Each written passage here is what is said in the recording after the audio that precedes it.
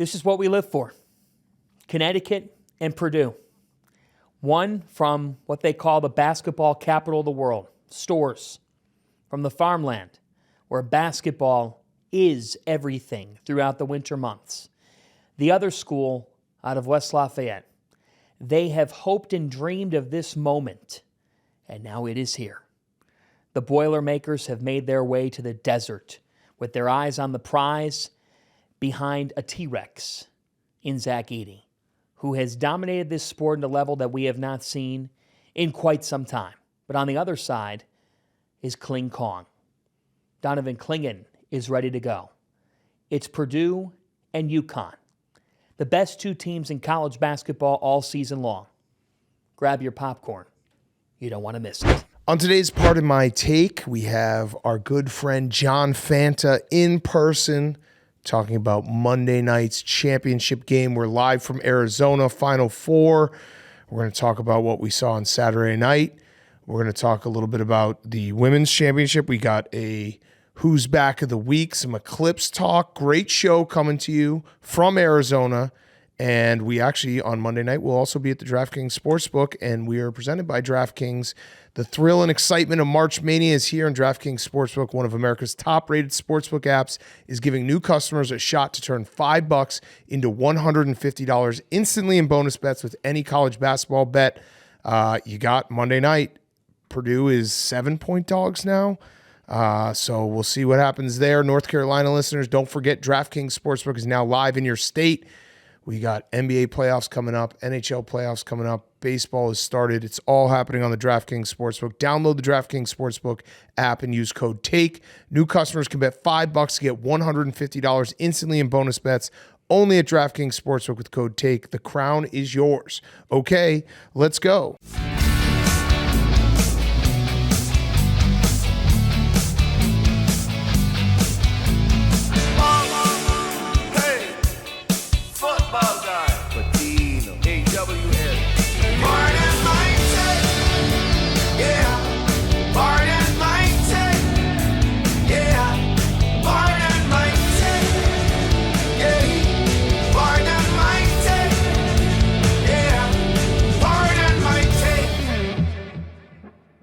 Welcome to Part of My Take, presented by DraftKings Sportsbook. New customers can bet $5 to get $150 instantly in bonus bets only at DraftKings Sportsbook with code TAKE.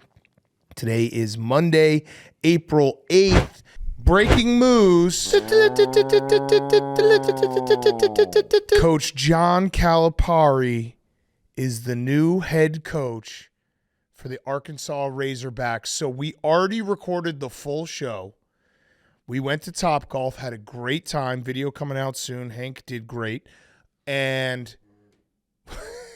we're sitting there at Topgolf, and we see the news start to trickle in. Me and Big Cat didn't see the news right away. Hand up, we apologize for that, but we were playing excellent at Topgolf. Yeah, beating Hank at Topgolf. So we see the news, and we're like, this can't be true. And then in a matter of seconds, it is true. Cal is going to Arkansas. Tyson Foods comes and saves the day for Arkansas. The Chicken Man. The Chicken Man. So I have a ton of thoughts. I mean, I don't know where we want to start. Let's start with this. I love college sports for these type of moments because we have the domino meme. SMU goes to the ACC, is able to get Andy Enfield from USC. Musk goes from Arkansas to USC, and then Cal goes from Kentucky to Arkansas. So SMU going to ACC started this entire thing, and now Kentucky is looking for a new coach in, 15 years? Yeah. And it's crazy. It is wild. So the first I heard of this, I was just shocked that Cal was allowed to negotiate with other schools. Like, they did him a favor by not firing him 2 weeks ago. Correct. And they had that big meeting, and after that meeting was over, Mitch, the AD, was like, Cal's our coach. We're going to roll with him. And then apparently in his contract, he has a clause where he's allowed to negotiate with other schools as long as he tells Kentucky about it. Right. It's like it's an open marriage contract. Correct. It's Will Smith and Jada Pinkett. And it's crazy that he did that. He basically did the "you can't fire me, I quit." Yeah. And so I was listening. Matt Jones did a Twitter space, and he explained it that Cal and his group were somehow shocked by the hate that Kentucky had in the last like 2 months for Cal and how this season ended, he said that it surprised them and they didn't see that coming. And that's where the tide kind of shifted. And then you throw in the fact that Arkansas is giving him a ton of money and basically giving him a new lease where, yeah, next year he would have been the Kentucky head coach, but if they go out in the first round again, he's fired. So he gets a whole new contract. He gets years to build Arkansas. It's a huge win for Arkansas, and I think it's actually a huge win for Kentucky. I agree. Kentucky fans, like, they wanted him gone 2 weeks ago. Not only that, but it's a huge win for Kentucky for a couple things. One, you don't have to pay him any money. So the part of the deal is that if Cal goes, there's no buyout for Arkansas to pay Kentucky, but there's also no money that Kentucky has to pay Cal. So you're free and clear of that. Two, all the boosters that had turned on Cal are going to be all the way back in and ready to write big checks for whatever coach they want. And three, this is the part that, like, I think most Kentucky fans know, but the outside world doesn't, and they try to roast Kentucky and be like, oh, Kentucky's cooked. Kentucky is 1 billion times bigger than Coach Cal. It's Kentucky basketball. Yeah, they've won 8 national titles. 7 of them are without Coach Cal. That's what I was saying earlier. Like, if you were to just list the best jobs in college basketball, Kentucky is right up there, maybe number one. Like Duke, Jake brought up Duke, and I was like, I don't think so, because with Duke, it's like, that's Coach K. Yeah, it's a prestigious job. Right. But in terms of like the system around the coach, Kentucky's as good as it gets. So do you think that in that meeting where he didn't get fired, any possibility that they came to an understanding like, hey, we don't want to pay your buyout, you want to leave, I'm going to say that I'm keeping you around as coach, you go off, you try to find a new job, that way we're all happy? No, I think this probably surprised the fuck out of him. You think so? Yeah. I think this surprised the fuck out of him. I think this wouldn't have happened if Muss doesn't leave from Arkansas. Like that, like the dominoes started to go, and then you have a specific job in Arkansas that has the money. And Cal's also close with the chicken people. Right. So it's like this all kind of worked in a perfect sequential order where it's like everything fell into place, that this specific job opened up that has this amount of money, that has the boosters that back you. So like I said, like Cal has a new lease on life. Like he was on the hot seat. We credit to us, we put him on the hot seat before anyone else, and we were correct. But he was on the hot seat in Kentucky, and he probably read the tea leaves and was like, unless I go to the Final Four, I'm basically gone no matter what. And then I'm looking for a new job. Why not just take this new job right now that's giving me all the money, and all my friends are the boosters, and they all like Arkansas's got to be fucking thrilled. They're very happy, yeah. Right. Hogville. It's crazy too. The best part is, I love this when this happens in college sports too. The fact that Cal has to go back to Lexington next year, just makes this so great. It's like when Chris Beard had to go back to Texas Tech, and you get these rivalries, and it's just. It makes it. It's why I love college sports more than anything. It's good if you're a Kentucky fan. You're probably like a little bit happy that Cal's not going to be there. You wanted him gone, like we said. Yeah. But at the same time, you don't want him to go to an in-conference rival where you have to play him all the time. Like that's. But it's going to create. It's a weird thing that they're going to have to deal with, and the timing of it is just crazy for it to happen the night before the national championship. Yep. And also the night after Nate Oates and the Crimson Tide lose. Yes. So I get what you're saying. Like, you don't want to have to go up against Cal, but I think, again, Kentucky is bigger than a coach. Yeah. And they'll be fine because they're going to get a great coach. And I do think the money that's going to come in now from a reinvigorated like fan base and booster base is going to put the next coach of Kentucky in an incredible spot to succeed. And like this marriage was always going to break up eventually. They just get to fast forward past a couple more painful years that Cal probably doesn't adapt, and they probably have a bunch of lottery picks that don't win in the tournament. And now you get to fast forward and you're like, all right, we're on to the new one who's probably going to want to be there for a very long time and build something in this new college basketball world. Yeah. And with him going to Arkansas, I just wonder if he's going to bring recruits with him. Like, is he going to flip some guys that were going to be at Kentucky? So that'll add a whole new level of hate to Cal when he does have to go back to Lexington. You got to assume they're all gone. Yeah. Then I made like a wish list of just coaches that I hope they look at to hire. Number one for Kentucky, I think we can agree, Rick Pitino. Yes. Sometimes you got to go back to move forward. Send Rick home. He wants to go home. You heard him on Part of My Take. He would love to coach at Kentucky. That clip will get played 1,000,000 times if he goes to Kentucky. Yep. Then Jay Wright. Jay Wright would be fun. Get him back in the mix. I don't think he's going anywhere. I don't think he wants to coach college right now. Also, Rick Pitino, the one problem with Rick Pitino is that you would then you'd have to figure out what you're going to do in 6 years. That's true. Yeah, to replace him. Yeah. Then Danny Hurley. They're going to call Danny Hurley. They're going to ask Danny Hurley. There's no reason for Danny Hurley to take this job except for a very big reason, which is they would probably like double his salary. I still think it would be 0%. Just in obviously with college coaches, it's stupid to say something like 0% because we know that they all would move. We've seen it 1,000,000 times. But Danny Hurley is a Northeast guy. I don't know what you could do. As much as I said, Kentucky's bigger than Cal, I don't know how much better you can get than possibly winning 2 national championships in a row. And he is like, if he wins tonight, like that, he gets whatever he wants. He's he gets a new minted. contract. He gets everything. He's minted. The only thing they could throw just an obscene amount of cash at him. That would make him think about it. I feel like he's the type of guy who'd say no. I don't think that he would either. But when this kind of money's involved, you never know. Kentucky has to at least make the call. They'll talk to him. Yes. They'll pick up the phone. I hope they don't try to talk to him right now. No, I hope they don't. They're going to like call him tomorrow. They're going to call him before the game. Yeah, I hope he stays focused. Yeah, I don't think he would. I don't think Danny would take the call. I don't either. I think he'd hang up on him. Those are the big ones. Don Staley. Well, Nate you Oates. just have to get the conversation going with Don Staley. Yeah. You forgot about Nate Oates. Nate Oates. Well, no, we talked about Nate Oates. Nate Oates seems like he'd be a pretty good fit. Seems like the buyout would not really be an issue if they're paying a shitload of money anyways. They're ready to write some checks. And they don't have to pay Cal. Yep. When we talked to Matt Jones a couple weeks ago, he did say Scott Drew would be at the top of the list, national championship coach, close with the AD. So he's got to be a call that gets made. Mark Few. I have another one. Mark Few, I'd say probably not. You don't think they call? I don't think so. He hasn't won anything. Yeah. He hasn't even gone to a Final Four. Ever. One call that I think they probably will make is my coach. I think they would probably try to get Billy Donovan. Yeah. I think that would definitely be a call they make. Mm-hmm. So Billy D back to college, but that to me, I don't know with the way college basketball is now. I feel like it'd be crazy to go back to college if you have a pro job that you feel somewhat secure with. I would agree with that. Also, Brad Stevens. Got to call him. Got to call him. Got to make Brad say no. Jim Boeheim, got to call him. Mm-hmm. I think he's ready for a new challenge. You got to call Jim Boeheim to see if he'll give you Danny Hurley's number. Mm-hmm. Just be like, hey, Jim. He'd be like, I was expecting this phone call. It's like, no, actually, we just don't have Danny Hurley's number. We need that from you. Coach K. John Shire. Yeah. Kevin Keats. Hank, who you got? Danny Sprinkle. Danny Sprinkle. Danny Sprinkle.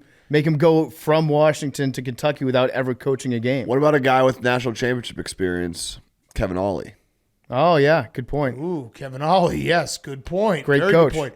Here's a crazy one that would not happen, but I'll just throw it out there because college sports can always shock us. Must to Kentucky. What if Muss? They just do a trade. What if Muss just did? He was just like, all right, yeah. I mean, they Bill offered me Belichick, shitload yeah. of money, And then you know what? If you're Cal, you have to pick up the phone if USC calls. Yes. He's always wanted to coach in LA. He was almost a Lakers coach 10 years ago. Yeah, or even Andy Enfield maybe goes back to USC and then Cal goes to SMU. They're in the ACC now. Yeah, musical chairs. Big program. It's crazy. It is shocking news. Like this is, we all thought that. I mean, we're going to talk to John Fanta in a minute, and we brought up Cal to him, and we're like, we talked about the hot seat and stuff. Now it already is outdated. It's the fastest an interview's ever been outdated in that specific topic. But yeah, it's crazy. I really do think Kentucky fans though should be happy because it was going to end sooner rather than later, and now you don't have to pay him any money, and now you have a bunch of boosters that are like, good. He's gone. Let's go get the best coach that we can find, and we'll pay him all the money, and we'll pay all the NIL. And Kentucky will win a national title before Arkansas. I'll do my what's the Cavs owner's name? Dan Gilbert. Dan Gilbert. Yeah. I personally guarantee it. Right? Personally guarantee. I would personally guarantee. And I like Arkansas as a school, and they have a tremendous history. I was actually watching 40 minutes of Hell, the documentary the other night. With Nolan. Yeah, like awesome. It's a fucking passionate, great. Bud Walton Arena is the best when it gets rocking. But I just think Kentucky will be good. I think they'll be fine immediately. I'm going to go one step further, Big Cat. I'm going to say the next coach at Kentucky will win a national championship. Yeah. Whoever you're about to hire right now, future national championship coach. Sign up. Yeah. What's the? Do you think Jerry Jones is just like he's been so preoccupied with his own death and trying to win all the championships he can, like spending all this crazy money? You think that factored into this? You think Jerry Jones was like, I got to get one at Arkansas too before I die? Maybe. So just talk to Coach Cal. Yeah, I wonder how much he cares about That is Arkansas basketball. That is a Cowboys hire. Yeah, Bringing in Big Calipari time. like this. Yeah, it's the flashiest hire you can get. The only thing flashier would be is if Kentucky can get Jay Wright. Mm-hmm. That would be the flashiest hire. Oh, what about Kyle Neptune? Get him. A lot of great coaches out there. Yeah. It's going to be fascinating. How quickly you think it's going to happen? It's got to happen fast, right? I think it's probably going to happen the next day or two. Yeah. Yeah. I mean, I don't think you can announce the hire the day of the national championship game, can you? Yeah, you can. Because Remember when A-Rod he announced his contract in the middle of the World Series? Yeah, but that's A-Rod. He's different. That's true. Maybe A-Rod for the Kentucky job. I just feel like if you do it on the national championship day, that news gets overshadowed by the game later. Yeah, true. Yeah, they'll wait a day. Yeah. But they've already made the calls. I think they're making calls. There's Mitch, what's his name? Mitch Barnard? Yeah. He's on the phone right now. Barnhart, yeah. Yeah, he's got to figure it out. And I mean, Cal's years at Kentucky, obviously the ending wasn't good, but he had an incredible run with a national title. Oh, the lights just went out. That's the Eclipse. That's Undertaker. That's Cal saying, WrestleMania. oh, by the way, let's quickly do this while the lights are out. Undertaker did come out. I Yeah. also got Brandon Walker sent me Spark Notes for WrestleMania so that we can say we discussed it. Cody finished his story. It was no DQ, and Roman had his cronies interfering. The Avengers assembled and one by one appeared to help Cody, culminating in Cena and Taker. I'm sorry, but the refs in wrestling suck. They do. They suck. But that's cool. Cody Rhodes did it. Yeah, good job. I saw The Rock kicked Logan Paul. That was fun. Oh, okay. Gave him a kick right to the chest. He kicked him. Kicked him. Yeah, wrestling. I didn't even see any of the highlights besides Jason Kelsey. I wish they didn't do it during Final Four weekend because I probably would buy WrestleMania just to see the pops. I love the pops. All right, anything else for Kentucky? I mean, crazy news. Like I said, we've already taped the full show, so you're going to hear us talk about Saturday night, women's, everything, and John Fanta's on, and we did bring up, I wish we had gotten him after this. 'Cause Right I'd now. love to hear his thoughts, but yeah, Big Blue Nation, you're going to be just fine. You'll be just fine. Arkansas got a great hire. They're going to win games now. They're going to get big recruits. They're going to open up the coffers. College basketball's back. Let's see John Fanta's comment. He's just reporting the news. Just the facts. Just the facts. Just the facts from him. Jake, did you have any thoughts Oh, on no. it? He said the coaching carousel is undefeated. Undefeated. Also a fact. Undefeated. Yeah, I think it's crazy. Jack Golke ended Calipari's career. Like Yeah. that's another domino. Yeah, If they beat Oakland, he's probably sticking around. Yeah, Jack Golke was you're right. If they beat Oakland, they will get maybe to the Sweet 16. There's not There's this much angst. pressure. Jack Golke was the man who did it But all. eventually, 3 out of 4 years, losing to North Texas, St. Peter's, and Oakland. That's the shocking part that Cal couldn't see the fan base being upset. Yeah, you're Kentucky and you lose to those teams in the tournament Yeah. in the first round. He had to have an Since idea. they were 2021. mad. That's Matt said that they were shocked by the animosity that the fan base had towards him. Because he thought like he had, done enough and built Sorry, enough. Purdue lost to North Texas. But either way, yeah, St. Peter's and Oakland, 2 out of 3 years. Oh, and Wikipedia's already updated Nate Nate Oates. Oates is the Yeah. head coach at University of Kentucky. That's good enough for me. Damn. I can't wait to see what happens. All right, let's kick it to ourselves. Rest of the show, great show. We talk Eclipse. We have John Fanta. And we talk about everything that we saw on Saturday night. And we're down to 2. The road ends here, PFT. It does. Yeah. We got Purdue. We got Uconn. We got Zach Edey. We got Klingon. We have an interview with Fanta. He shed light on this, but it's the first time 2 7-footers have been on the court on opposite teams in the modern era of Yes. the NCAA tournament. The biggest game ever. The biggest game ever. I don't think we've ever sat farther apart for a podcast. This is very awkward. Yeah, no, it's weird. It just started and I'm like shouting across the room to you. Yeah, no cans on or anything. Yeah. Great job, Max. What's up, PFT? I'm doing pretty good. Yeah? What'd you say? You want to do the What? podcast? What? There's all Yeah, that. actually, we should start out by saying, are we sure Caitlin Clark is actually good? Ooh, bust. Can't win the big one. Yeah, that game was crazy. The championship game. Shout out Don Staley for giving a shout out. Yep. No free shout outs, Shout out but you shout for giving out. Don Staley a shout out for giving Caitlin Clark a shout out. Appreciate that. Yeah, South Carolina turns out really good at basketball. Yeah, Caitlin Clark maybe the best first quarter that she could possibly have, and then she was just out of gas by the end of it. And yeah, the game. South Carolina, did you know they've only lost 3 games in the last 3 years? Yeah, They're 109-3. the only game they had lost in the last 2 years was the game to Iowa in the Yeah. Final Four last year. Yeah, wild. But So, Caitlin Clark ends her college career going out with just everyone in the world hating her for some reason. or I feel like so many people started to hate on her that there was backlash to the backlash now, where it's like Caitlin Clark is good.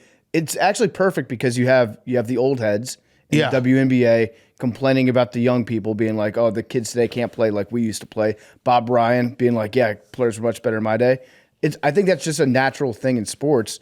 We're just seeing it on the women's stage now. Yeah, Diana Taurasi, I think wants to like assault Caitlin Clark Yeah, when she she hates shows her. up to the WNBA. But yeah, it was a weird like ending because she's obviously done so much for the women's game. There were crazy ratings on Friday. I'm sure crazy ratings for today's game. What's your number? Oh, I got 20 mil exactly. I think it's gonna be less than that. I'm gonna say 17. 17 mil? 17 mil. But yeah, it was weird, like the hate that she was getting from all the WNBA players. New. Yeah. But I guess they just don't like, the young buck on the scene. I guess she attracts so much attention, but I want to see it expand. I want to see like female hockey players being like, female basketball players are soft as shit. Yeah. They don't play like we play. Get it all the way there. Yeah. But yeah, so we're here in Arizona. We went to the game on Saturday. Why don't we talk about the games? Purdue beats NC State. NC State played some of the worst basketball I've watched. Nothing to take away from Purdue. But I think if you told NC State fans before that game Purdue only was going to score 63 points, they would have been like, oh, we have a real shot at this. Purdue's just too good. Their defense was great. I also think, and not making excuses, as soon as Michael O'Connell, the point guard for NC State, went down with that injury, their offense basically was erased. Yeah, it was tough, especially the start of the second half. It seemed like neither team wanted to make a shot. Yeah. But there was a moment when the game started where it was DJ Burns against Zach Edey for a little bit, and we're like, how's this going to work out? DJ learned pretty quickly that you can't spin around Zach Edey. Yes. He's too wide. His arms go too long. He did a couple of those spin moves, which get you around almost anybody else in the game. And then he picks up his dribble, and he's like, oh, shit, Zach Edey's here, too. Yes. He's on both sides of me. And Zach Edey scored 20 points, only 2 free throws. So shout out. I know that Purdue fans hate the discourse. That was, they were better than NC State, and NC State, what an insane run that, our guy Quiggs was with us, diehard NC State fan. That is one of those things that if you're a sports fan, even though it didn't end well, you'll remember that run from the ACC championship all the way to the Final Four forever. You had a great tournament. The story of this game was like NC State make a mid-range jump shot, challenge impossible. Yeah. They just couldn't hit anything. And then, yeah, you're right. Edey did not get to the foul line a lot, but the 2 foul shots he had were the most upsetting foul shots, I think, in the history of basketball, because there was no whistle for the media timeout. So it was a double media timeout. Oh, wow. So Edey goes up there, he shoots, they come out of a media timeout, he shoots 1 foul shot, boom, media timeout again. You had 1 foul shot in between commercial breaks. Disgusting. It was disgusting for the sport, for the youngsters. Disgusting. But yeah, Purdue, I think they can absolutely, I know they're 7-point dogs, but they have the best chance against Uconn in terms of what they have on the floor, guard play, Edey just being a monster. And I would have liked to see that the Michael O'Connell injury, the NC State run, he was the one who hit that 3 against Virginia. Mm-hmm. The offense running through him let them kind of play a little more free. And then he just, I feel like every single year at the Final Four, they do the video showing how cool it is that they painted this court, and then someone gets injured right away. Yeah. And that was like a phantom floor injury. He only ended up playing 12 minutes. I think Purdue wins no matter what. but you could tell that NC State's offense was in a big funk after that. Yeah, it was like anytime NC State made one 3-pointer, it was like, oh, maybe they're back. Maybe they're all going to go in. Yeah. But it was never close. Never Also, close. we should. Zach Edey, well played. He revealed on Friday press conference to basically get everyone to be like, I actually feel bad for Zach Edey, that the laws don't let him make money in the NIL because he's a Canadian. He's from Canada and he's on a green card. That's crazy. Zach Edey, I actually am now a fan of you because you were right. You missed out on a lot of money. Oh, a ton of money. Ton of money. Actually, some student at Purdue should marry him, become a citizen. Yep. Then he makes all the money. Just pay the girl $10,000, marry me. Okay, now I'm a millionaire. Instantly. Yeah, but that sucks for him. And when he played it perfectly, because I didn't know that until he said it on Friday, and then immediately everyone's like, the discourse changes. Like, wait, Zach Edey's getting screwed. Yeah, I saw somebody said that there's an NIL collective that might be able to give him money through a loophole, so he might be making some money, but he's not making official NIL money anybody else. He would have been raking it in. He's having one of the best tournament runs of all time. Yeah, and he's been a star. He was the back-to-back National Player of the Year. Zach Edey, you deserve some money. Yeah, it's always it can be frustrating at times watching him play, but just thinking about, okay, we get to watch Zach Edey go up against DJ Burns. That was fun. Yeah. Now we're like, okay, we get to watch Zach Edey play against another 7-footer.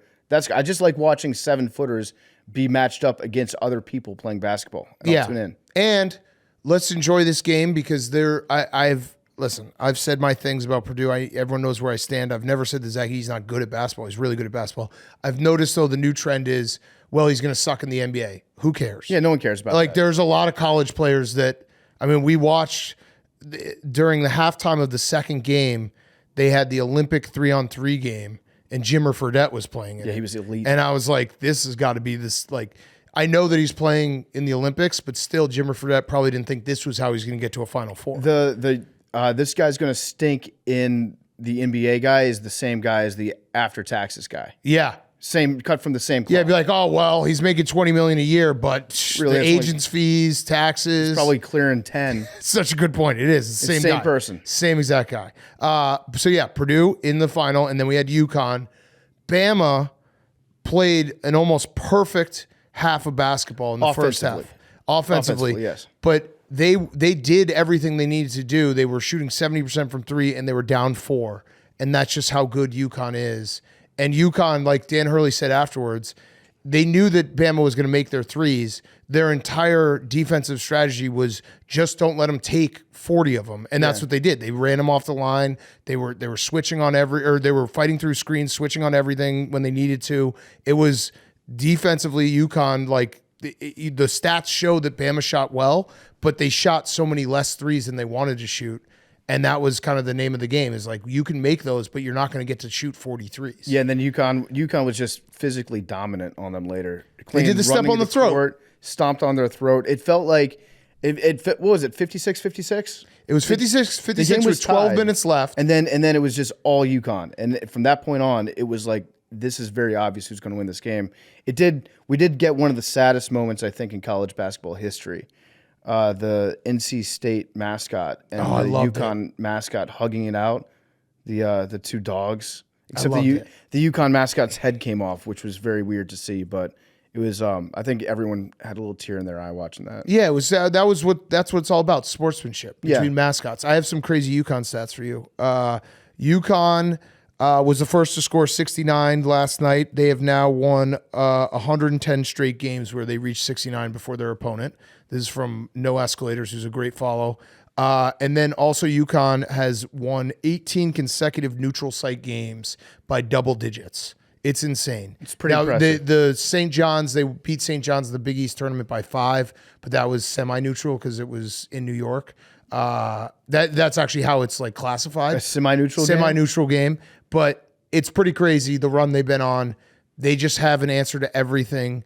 And I honestly think that Purdue scares me, but UConn's guards are so much bigger than every other team's, especially, they're bigger than Purdue's, and they play so physical and they rebound so even the guards rebound well, and they're just a well-oiled machine. They never flinch, and they're always just like, we're going to run our stuff and it's going to beat you. Maybe it will take a little bit of time. Alabama played them tougher than probably anyone's played them in the tournament since the Iona first half in the first round last year. But that was, I mean, that's what UConn does. They're a machine. How about Cam Spencer just being able to rebound, do everything? There was one tweet that made me laugh very hard last night. Max was watching the game. He had a couple cocktails in him. And he said if Cam Spencer played at Duke, he would be the national devil. I like that phrase. Yeah. The national devil. What do you mean by that? He would just be the most hated Duke guy. I agree with that. There's something national about devil. it. He is a very hateable face.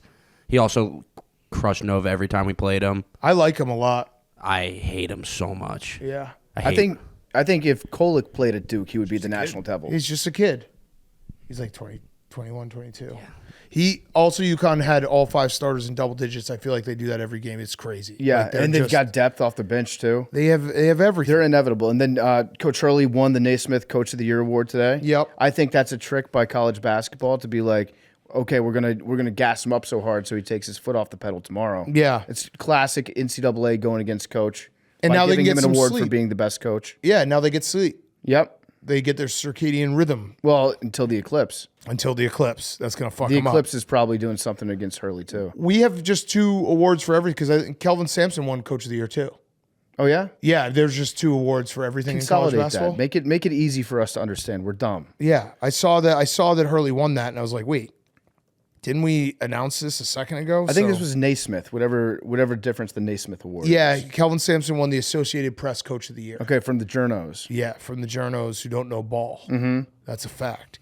If UConn wins, are we ready to have the discussion that UConn is ruining basketball? Well, Or too good? it's pretty crazy if UConn wins this game. They will have more national titles than Indiana and Duke. They will be 3rd all time. UCLA has 11. Kentucky has 8. UConn would have 6. And all 6 would have been in the last 25 years. It's been a pretty good run. It's insane. you're And they also they've gone, this is their 7th Final Four, so there's only one time they've gone to a Final Four that they haven't won at all. They've Yeah. also never been to a championship game that they didn't win. I think you could make the argument that UConn basketball fans are probably the most spoiled sports fans in the world because not only you root for UConn, you probably root for the Celtics, Hank, you probably root for the Patriots, probably root for the Bruins. Maybe the Yankees. You've had a really good run if you're a UConn fan. UConn's pretty split though. Like there's it's probably I don't know 60-40. Yeah, like Well, that's Western from New York. Connecticut, Yeah. they're New York. They commute there. They fly there in their helicopters to trade stocks in the morning. Yeah. And it probably feels nice for the Mets fans that are UConn fans. Yeah, you deserve that. Yeah, you definitely deserve that. But it's crazy the run they've been on. And yeah, they would be, I mean, to think that UConn could have more national titles than Duke and Indiana, and they've only done it in the last, since 99 was their first one. It's crazy. We gave them their blue blood last year. Yeah. Your blue blood. Congrats. And I don't know, maybe I'm biased here because I like Dan Hurley a lot. I've liked him for a very long time. And obviously I have money invested in UConn this year, but are they hateable to outside of the Big East fans? I think if they win this, they become annoying. Yeah. It's like these motherfuckers. They just reload again. They're not. I was thinking about it because like Duke obviously is hateable for all the Duke reasons, but it's also because Duke is always there. Like they go to a bunch of Final Fours, all that stuff. UConn just goes to Final Fours and wins them. You know what I mean? Like the fact they've only been to 7 and they've won 5, going for their 6th on Monday night. Like Duke goes there and is always in the mix.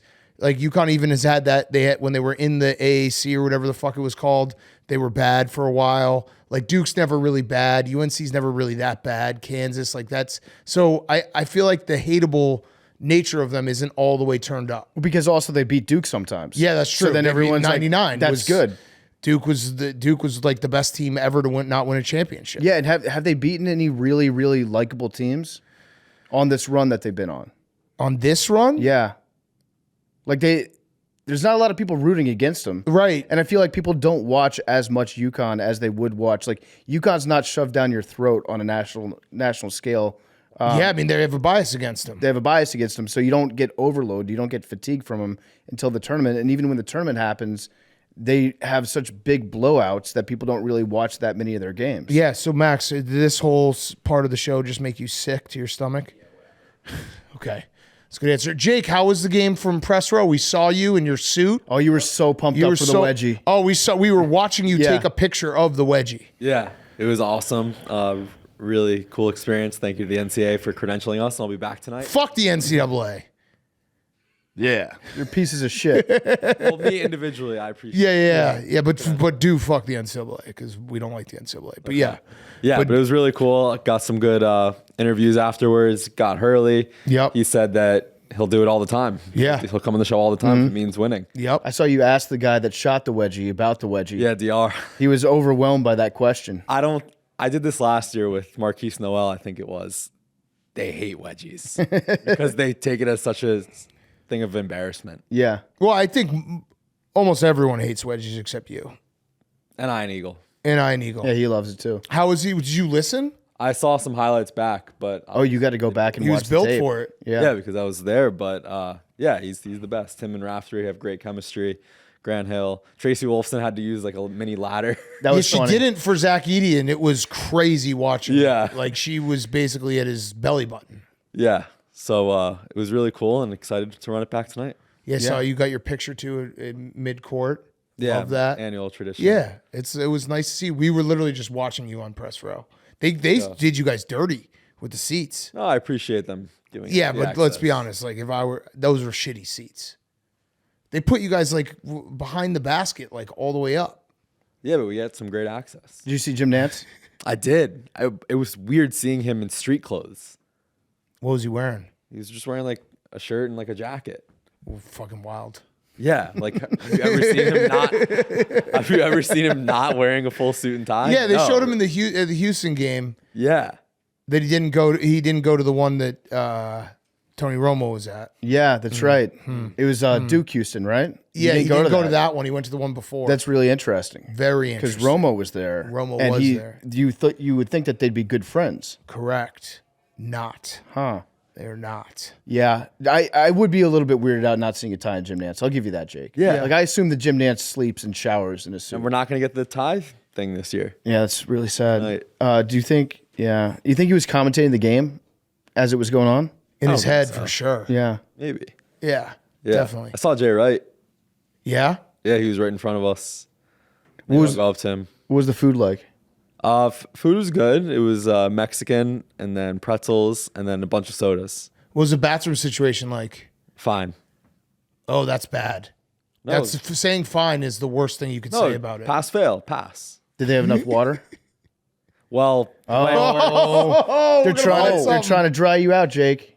they do. The We're in the NCAA desert. cups are bust, so you can't. You have to go back to the cooler Oh, wow. and fill it. You can't take Wow. bottles. Disgusting. They I would won't have let to her go boy back get like wet. every media timeout and fill up my water cup. Disgusting.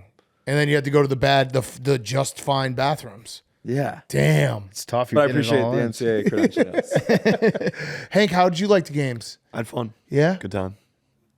I kind of I was hoping for a close game, but Yeah. excited for tonight. I know they weren't. I mean, the Bama Uconn game was close-ish. Yeah, it was till tied. 12 minutes. And then Uconn was just, yeah. Tonight does have the feeling of like this could be an all-time classic. I hope it's close. Championship. America deserves a close title game. I agree with that. We got spoiled the last 2 years of the Final Four. We had Duke UNC, Coach K's last game, and last year we had a buzzer beater. Oh, yeah, we Yeah. did have a buzzer beater. San Diego State Forgot over about FAU, Yeah, we so did. We forgot about that. It's kind of just water finds its level, I guess. Okay, what else we got? What else we want to talk about? I mean, all the pitchers are hurt. Yeah, everyone's getting. What did I tell Jeff Passan? Yeah. Give these guys preemptive Tommy John. It's very funny though because the story now is that the pitch clock is the culprit. When it doesn't seem like the data backs that up at all, because if you look at Tommy John's, like the Tommy John surgery rise, it's been on a steady rise the last like 10 years. It might be the fact that guys are throwing like 102 miles per hour. And Sliders. guys are learning how to throw 90 miles an hour in high school, and all Yeah. their arms are fucked by the time they get to MLB. But I don't think a 20-second versus 30-second delay in between pitches is going to make guys' arms fall off. right, but it is like now. This is like it feels like strike while the iron's hot. They're trying to get it. They're trying to get the pitch clock gone because you had Shane Bieber, Strider. Yeah, Everyone's all getting the hurt. good guys. I blame the uniforms. I think Yeah. the new uniforms probably I'd have agree something with to do that. with it, right? Fanatics did it again. This is definitely Fanatics. Blame it on them. Okay, what else do we have from the Final Four? Anything else? mean, it's been a good trip. I'm very excited. We have a bunch of Masters stuff coming up this week with Max and Brooks, a bunch of other people. Any other notes from the Final Four? No, it's been fun. Oh, what happened with Shohei's home run ball? The woman got scammed? Yeah, somebody got scammed from it, but did she make her money back? I don't know. What'd she do? She caught his first home run ball as a Dodger, and then she got a couple things, and the story came out, and she was like, no, they basically like put me in a room and pressured me to give the ball back. So I guess Shohei's just a bad guy all around.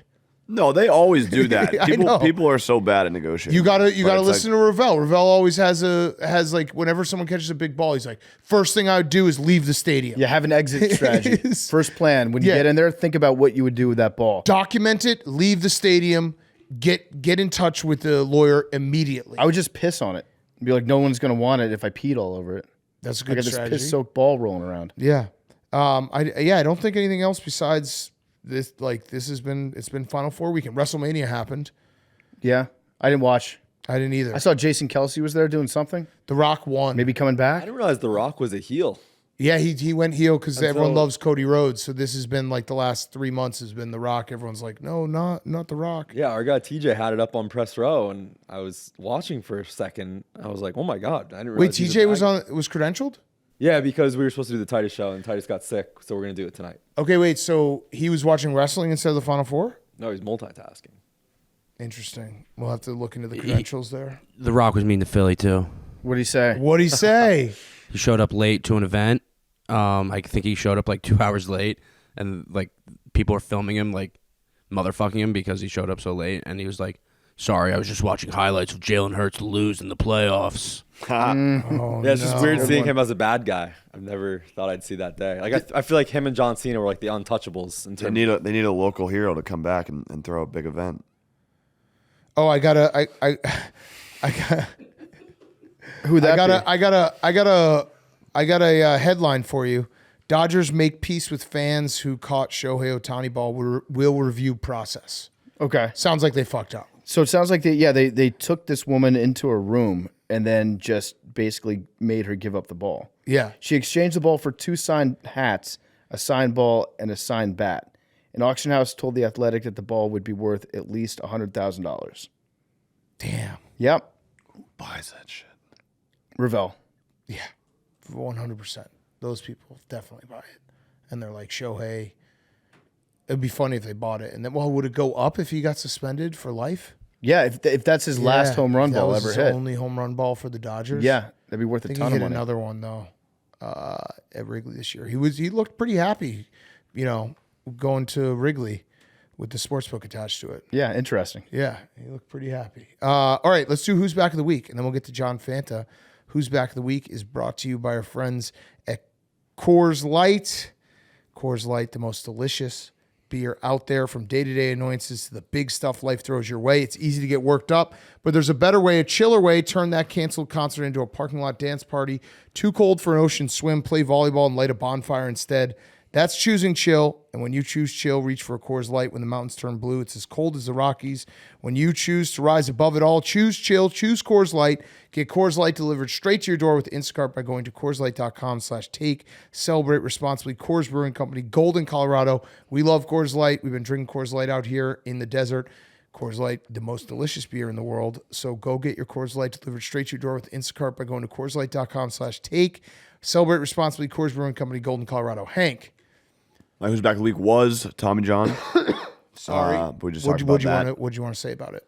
You, back. as a former pitcher, It's back, yeah. You gotta watch out for the sliders. I Too many cutters. I spoke with we'll have him on later this year. I spoke with our good friend Dan Heron because I was like, "What's going on?" He's like, "It's just like everyone's obsessed with velocity." Kind of what Jeff Passan was saying. Like everyone just looking at the numbers, being like, "You got to throw 100, you got to throw 100."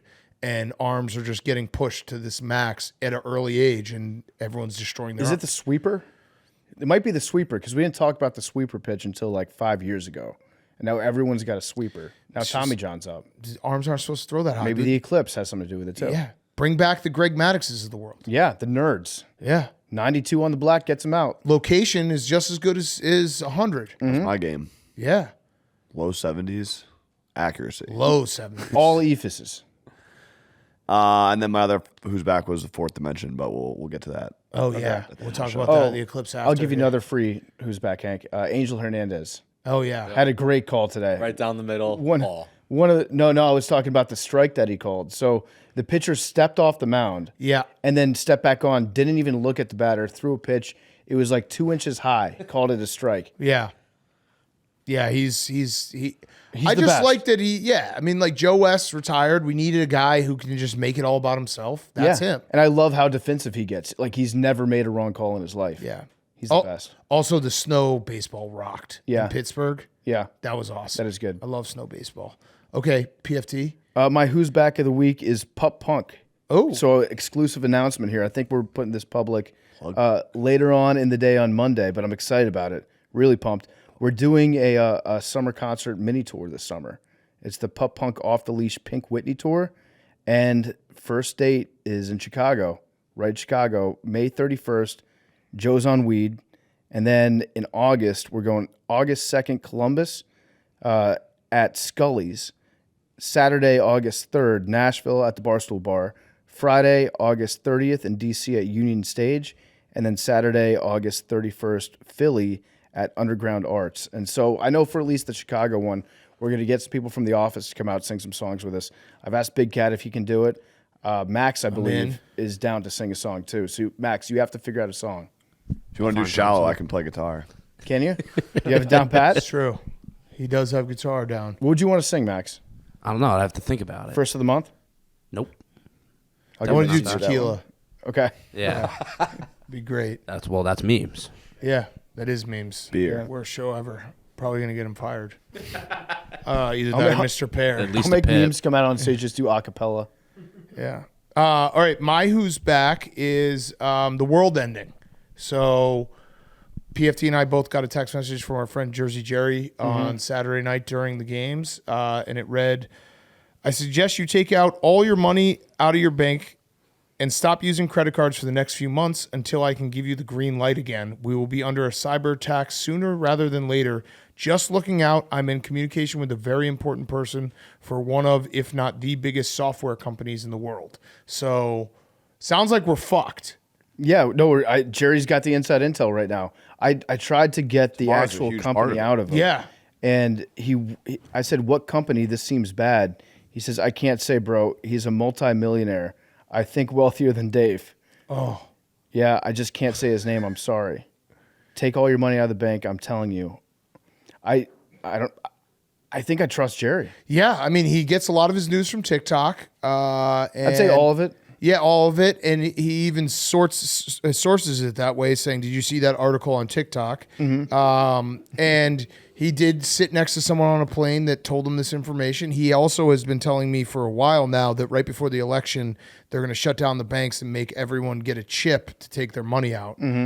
So yeah, I think we're in trouble, guys. I think this is a bad scene. I think we're in deep shit. I asked him to send me a link to some of the theories that he's been reading, and then he just sent me a screenshot of a text that he sent to Erica. Oh, so that was his link. Okay, all right, Jake.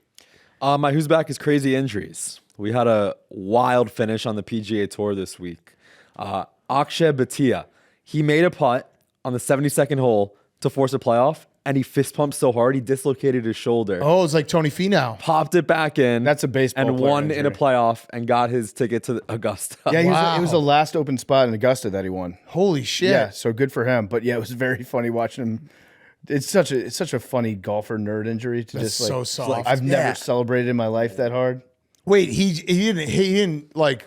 Did he pound someone? Or he just No, he just like did it himself. This was the final putt to force a playoff. Oh no! Just popped out like that. That wasn't even that hard. I know. Jesus. But he won. Golfers. I'm excited for the Masters. Yeah, it's gonna be Very excited. incredible. Also excited for our mini golf tournament. You want to plug that real quick, Hank? Yeah, two-day, 4-round mini golf tournament. It's gonna be live, no editing necessary. Wednesday all day and night. Thursday after Masters coverage. Yeah. Big field, a lot of competition, a lot of questions about how deep the holes are. So we're gonna find out. Do you know the answer to how deep the holes are? No, it was Jeff D'Lo was the first thing he said to me. He was like, "How deep are these holes?" And I was like, That's a fair question that I don't know the answer to. What, I think they're. that's such a Jeff T. Low. Yeah, we got to find I out think the they're depth. normal depth. but- Apparently, it makes a difference what depth the holes are. yeah, it makes I'm not sense. sure. Also, shout out Billy for getting enough signatures to be on the ballot. Yeah, Billy is officially running for Congress now, so Yeah. credit to him. We still got to figure out this Jim Toe's hardcore common sense issue, though. I think it's pretty simple. I think you go mega common sense. yeah, mega hardcore common sense. Yeah, common sense squared. Billy so much football. common sense, we're gonna make you puke out common sense. Yeah, no, I think I am rooting for Billy now. Oh, Billy should actually go on a much publicized ayahuasca trip, but not ayahuasca. It's just common sense. Yeah, He's got a shaman who just gives him all the common sense and he pukes it out. you should go on stage with a beer bong that just has common sense on the side. Just chugging. He should boof some common sense. Yeah, if he wants to really get it. Does he have any more interviews lined up? he did two. He did two I like on watching those. on Thursday. The second one that he did, I realized Billy's got a chance to win. The man is a natural politician. At the end of the interview, when he reached over, shook the guy's hand, Yep. and his eyes, he did the smile eyes that politicians so do. creepy, yeah. And I was like, "Fuck, Billy! Actually, this might be what Billy was born to do." Yeah. I mean, he does bullshit with the best of them, so he's perfect. And I said it on Friday, but we're at a state in American politics, I think Billy's actually a pretty good option. Yeah, Which is I would. scary to say, but I kind of believe it. I would agree I'm with close to I still want to see what Jim Toe's hardcore common sense looks like, and then I'll fully endorse. When Billy was first announcing this plan, we're like, "Wait, Billy, don't you have to live right there in that district?" He's like, "Well, I lost my virginity there." So that's a pretty good reason. Yeah, that's perfect. That's as good a reason as any. Yeah. All right, let's get to John Fanta. We'll talk some more Monday night championship game. It's brought to you by our friends at Game Time. Game Time is the exclusive ticketing partner of Barstool Sports. Did you know you can get tickets to Monday night's game? $173 is the get-in price. $173 if you're trying to go. I'm looking at the app right now. Also throw out there, it is baseball season. Oh, Jake's got to go pee. It's baseball season. If you're trying to go to a Cubs game, you can maybe go to Saturday's Cubs game coming up on 420 against the Marlins. Some really good prices out there. $20. Get in. Have a nice, $45 to get in the bleachers. That would be my advice to you. Do it on the Game Time app. You shouldn't have to worry when you buy tickets to your next big event. Game Time is a fast and easy way to buy tickets to all sports, music, comedy, and theater events near you. They have flash deals for sudden discounts, zone deals for when you're feeling flexible, and their lowest price guarantee means that if you can find the same seats for less anywhere else, Game Time will credit you 110% of the difference. Game Time is the best place for last-minute seats with up to 60% off your favorite events. What are you waiting for? I'm going to buy those Cubs tickets, bleachers, $45 right now. So take the guesswork out of buying tickets with Game Time. Download the Game Time app, create an account, use code PMT for $20 off your first purchase. Terms apply. Download the Game Time app today. Last-minute tickets, lowest price guaranteed. Okay, here he is, John Fanta. Okay, we now welcome on one of our favorite guests in the entire world. It is Johnny Fanta, live in person. We knew we had to get you in person at the Final Four. Where should we start? I mean, the theater, the drama. What was your speech? I loved it. Anything you do, I just love watching. I What did you say? appreciate that. What did you Very say in the humbling. bowels of the stadium last night? It's theater. It's fate. It's destiny. Yes. This is what you sign up for when you start the marathon in November. For the hardcore junkies who are sweating out a 38.5-point dog in a bye game, this is what they live for now on Monday night. Yes. They might have lived for that too, but we start the marathon in early November, and you hope in this tournament of utter chaos that you get a good final. Yeah. This isn't a good final. This is an all-time final. This is the first time that we have multiple 7-foot starters in a national championship game since Patrick Ewing versus Hakeem Olajuwon in 1984. Whoa. This is a title game 40 years in the making. Purdue fans have waited their entire lives for this moment. For Uconn fans, it's another year. Yeah. And then obviously the story of whoever ends up winning, you have maybe one of the best basketball teams ever if Uconn can do it. Like the stretch that they've been on, and then Purdue trying to respond from getting bounced last year in the first round. Yeah, let's gonna be do the big picture, because I would say if Dan Hurley wins this, Yes. that's the best 2 years of a coach of all time, just because we haven't had a back-to-back since Florida. You obviously had back-to-backs earlier in college basketball history when guys stayed for a long time. But he will go, if he can win on Monday, he will go back-to-back after losing 75% of his points from the year before and changing over pretty much the whole entire roster. It's all-time stuff. You will have won each NCAA tournament game if you win this game in commanding fashion. Yep. If they win this game in commanding fashion, which I do think is possible, I know a lot of people are saying 1 possession, 2 possession game. I hope we get there.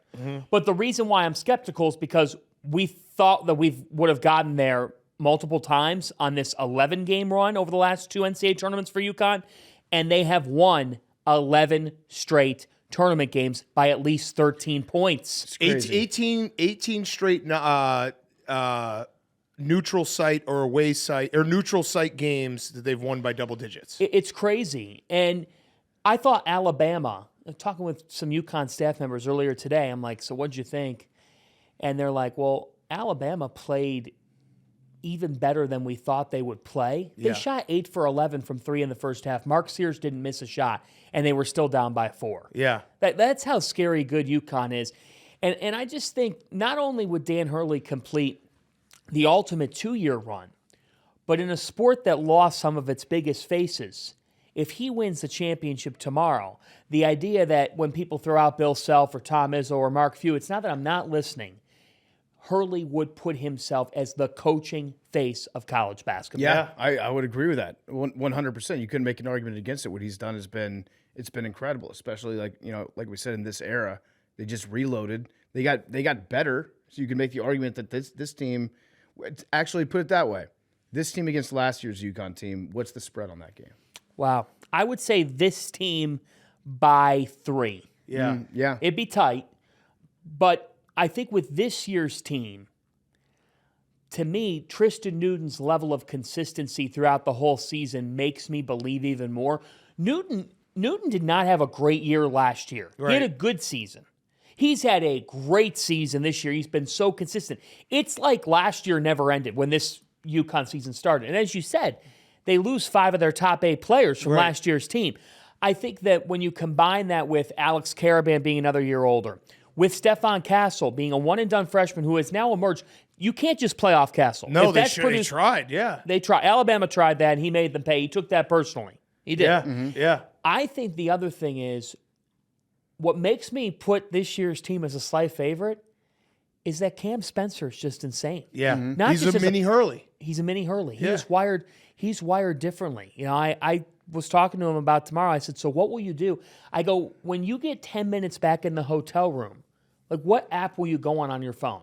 And he goes, I'm going to watch more film. Yeah. He goes, I'm going to, like, you're a player. He's You're a in Hurley. bed. Yeah. This Yeah. guy's in bed watching more film of Purdue. It's crazy. and his tenacity too. The way he was getting rebounds. Yeah. just crazy. That guy doesn't quit. He is. He is wired. It's as if Dan Hurley made a human out of his image and likeness, Yeah. besides his son, who he made in reality. 42-0, by the way, when Andrew Hurley gets in a game. It's probably the best note in the business Incredible right stat. now. You should start. Incredible stat. Yeah, put it out there, you start have the put that game. out there. Yeah.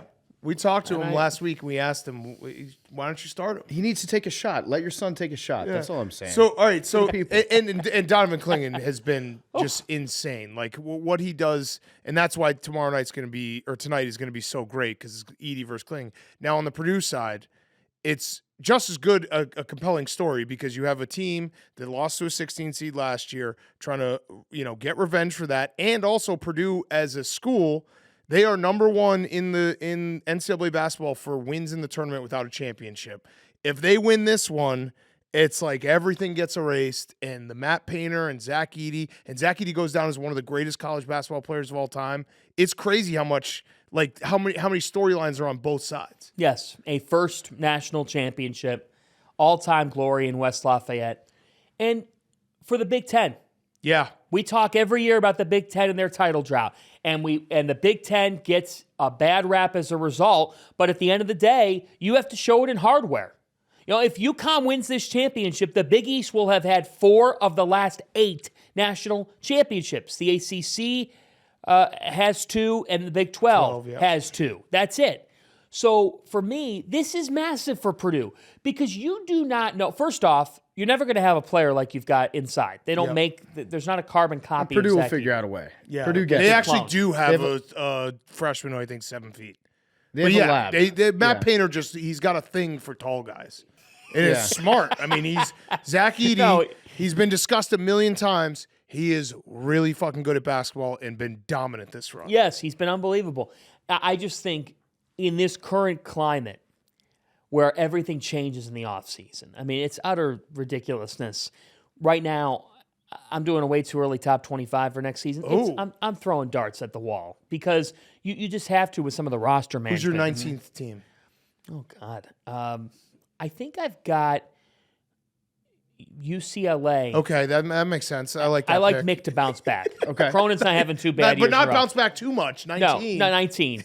19. Miami's in the mix there, too. BYU. I don't think I think Mark Pope's getting undersold heading into next season. You know, I've got more to We're come. on it. More to come. Don't want to give away the whole way too you early. can't. Who's Top number 25. one?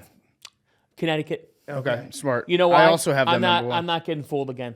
I'm not giving Hurley a chip on the shoulder. Yeah. This time, I'm putting them number one Yeah. because someone's going to have to take it from you.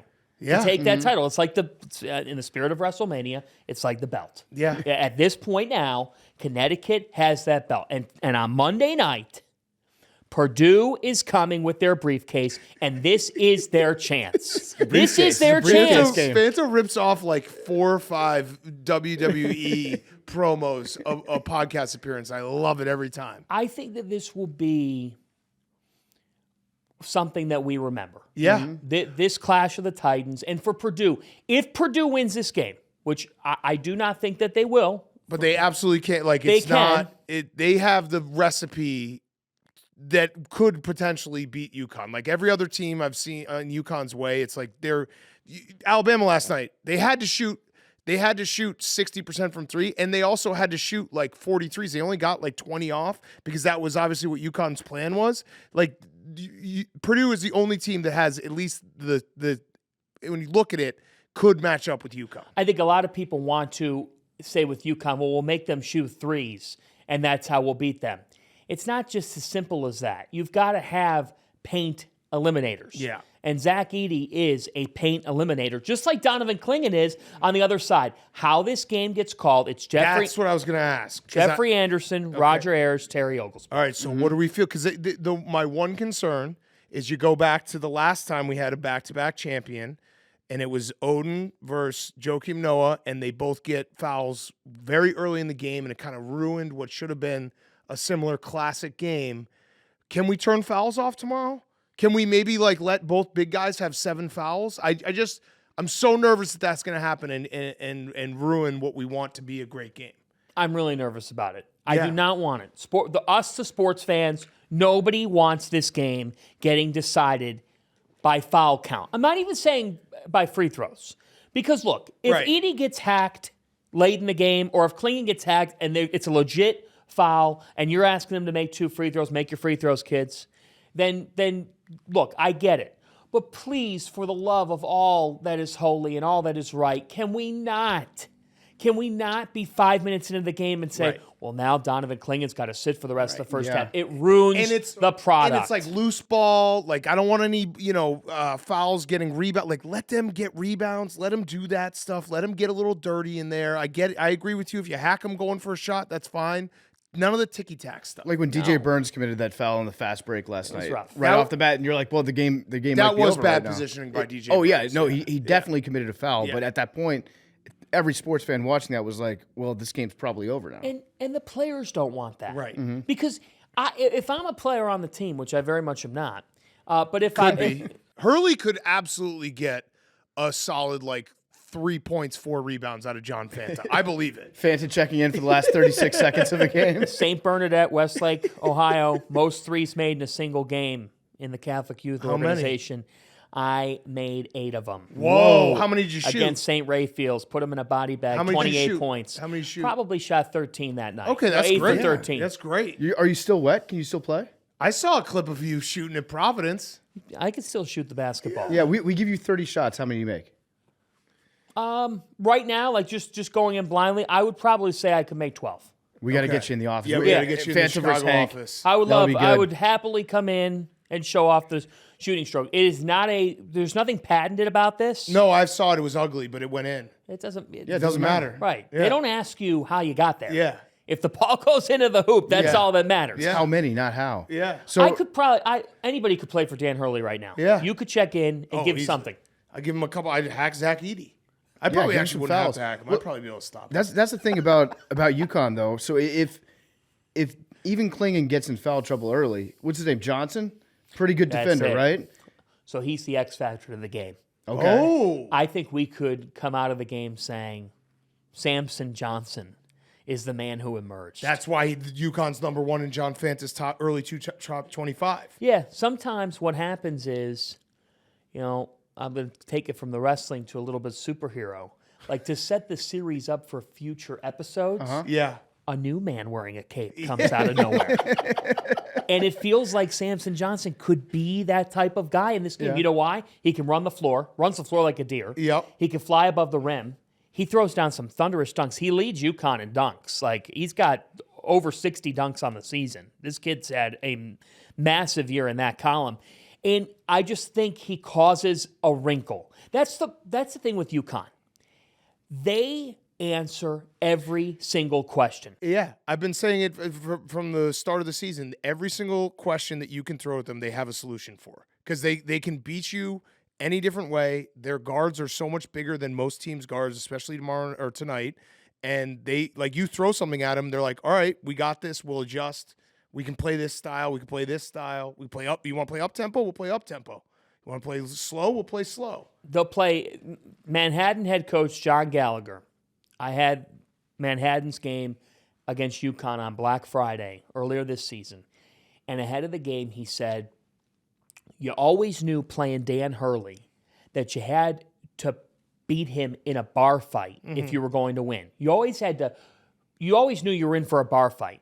He goes, now when you're facing Hurley, you've got to win a bar fight, but before that, you have to go in the library and study tirelessly. You've got to beat him in a textbook war and a bar fight. You know what it is? It's like watching chess boxing. You ever seen that? They go out there, they fight, then in between rounds, they sit down, they play chess for 5 minutes. So what is Matt Painter doing? It's a great sport. Have you played it? I've never played it, but I've watched We it. could play that when you come to the office. Yeah. too. Okay. I've never played a game of chess in my life. Have you Oh, boxed? really? I have boxed. But you've course never you have. played chess. You probably were Golden Gloves. The legend of Fanta. Look at that. People are watching the podcast. Look at Fanta throw those things around. This is going to be a boxing All match right, so on Monday night. what does Matt Painter do if he's got to go to the library? What is his solution? Wow. I would not reference what Brad Underwood's library Yes. visit was because I don't think I'm trying to think of what you could do. Look, Brad I don't know. Underwood was reading like children's books, and then he came out and he was like, It "Whoops, was tough. Don't just read Cam Jansen to get ready for a hard test. Remember Cam Jansen? Yes. I don't pray, but the Big East has the meatball prayers and hoops down, as we talked about Italian last league, year. yep. I think you have to say, how do I do something to get Hurley to blink? Like, I don't even know if, and I think some coaches would totally scoff at me, but you're telling me that who's to say you're going to stop him man-to-man every trip down? Nobody's been able to do that. Oh, Could you throw in a 1-3-1? a little zone. I'm not even saying you do it often. But you just make him be like, Yeah, what's going on here? pause. You make him make an adjustment and hope Steal he a makes the possession. wrong one. Yes. It's in basketball. It's different from football. Like we know the big game and a football coach, a head coach who does something totally unorthodox and it comes back to bite them because they ran one fake punt or one thing that they haven't run all season long. Lifelong Browns fan here. I know the feeling. Where you're like, where did that come from? That's not in the playbook. But in basketball, it's different. Like you could try something for a possession. It could go miserably wrong. And it's okay. You Right. gave up a 2 or a 3. Yeah. I just wonder if Painter reaches into his bag and does something totally unorthodox. I would watch the last 2 years of UConn Creighton games. I'd watch Greg McDermott and how Creighton played UConn. Yeah. What about Edie at the point? Get Klingon away from the basket. Have Edie bring the ball up. The image. We're doing some crazy shit. Let's do some crazy shit. The crowd pop. The crowd pop of Purdue inbounding the ball and Edie dribbling the ball up the floor slowly. Like bouncing the ball 6 feet in the air. What if would he's get got Klingon sick away from the handles? hoop. What if he's like the professor? He starts going between his legs. What if he could We do this learned the whole something time? about him we Yeah. never. He got insulted at media availability on Sunday because someone said to him, you're the traditional postman, and how much do you just embrace that? Where the NBA, the 3 of the best scorers, 3 in the MVP race, are all big men, are all 7 feet taller or larger, and how much do you think that you're sort of throwing back the clock? He goes, whoa. He goes, I could shoot the ball. He goes, watch me shoot free throws. He goes, I could shoot the 3. He goes, it's just what Coach Painter asked me to do. Yeah, I believe it. I've been very. We've had the discussion ad nauseum. I don't love watching Purdue play basketball, but anyone who diminishes what Zach Edey's done on this run is stupid.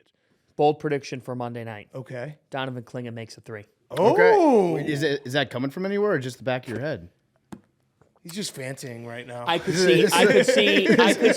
No, it just came into my mind because that's Yeah, fanting. it was a fantasy. I just think Klingon has hit 3s. Yeah. Not many, but I could see a high ball screen, and instead of rolling, he slips back Make him respect it. and makes Edey pay for going all the way down there. Oh man, And I know what that could do. I want this to come See, true so bad. I could actually see Klingon taking the ball because he runs the court so well. He can does. get up and down, like send him on the fast break. He does. The one interesting thing though with Klingon is he does come off the court a lot. Edey does not. Edey is crazy the amount of minutes he plays as a big man. So like those non-Klingon minutes are going to be huge. That's why Samson Johnson Yeah. is my key to the game. Yeah, that's because why he's your X think, factor. I think he could prove to be big. I think the one interesting dimension to this game as well is that both point guards are coming off nights by their standards. Braden Smith is coming off of the worst game of his college career, and Tristan Newton has had 2 performances in a row that make you say, what's going on here? He went 3 for 9 from 3. He was trying to find it. He was forcing the issue a little bit. Nothing wrong with that, but I want to see which point guard ends up having the upper hand in this. Because Braden Smith, he had a tough first half, especially too. He had 2 backcourt violations. Maybe he should have had a third one in there.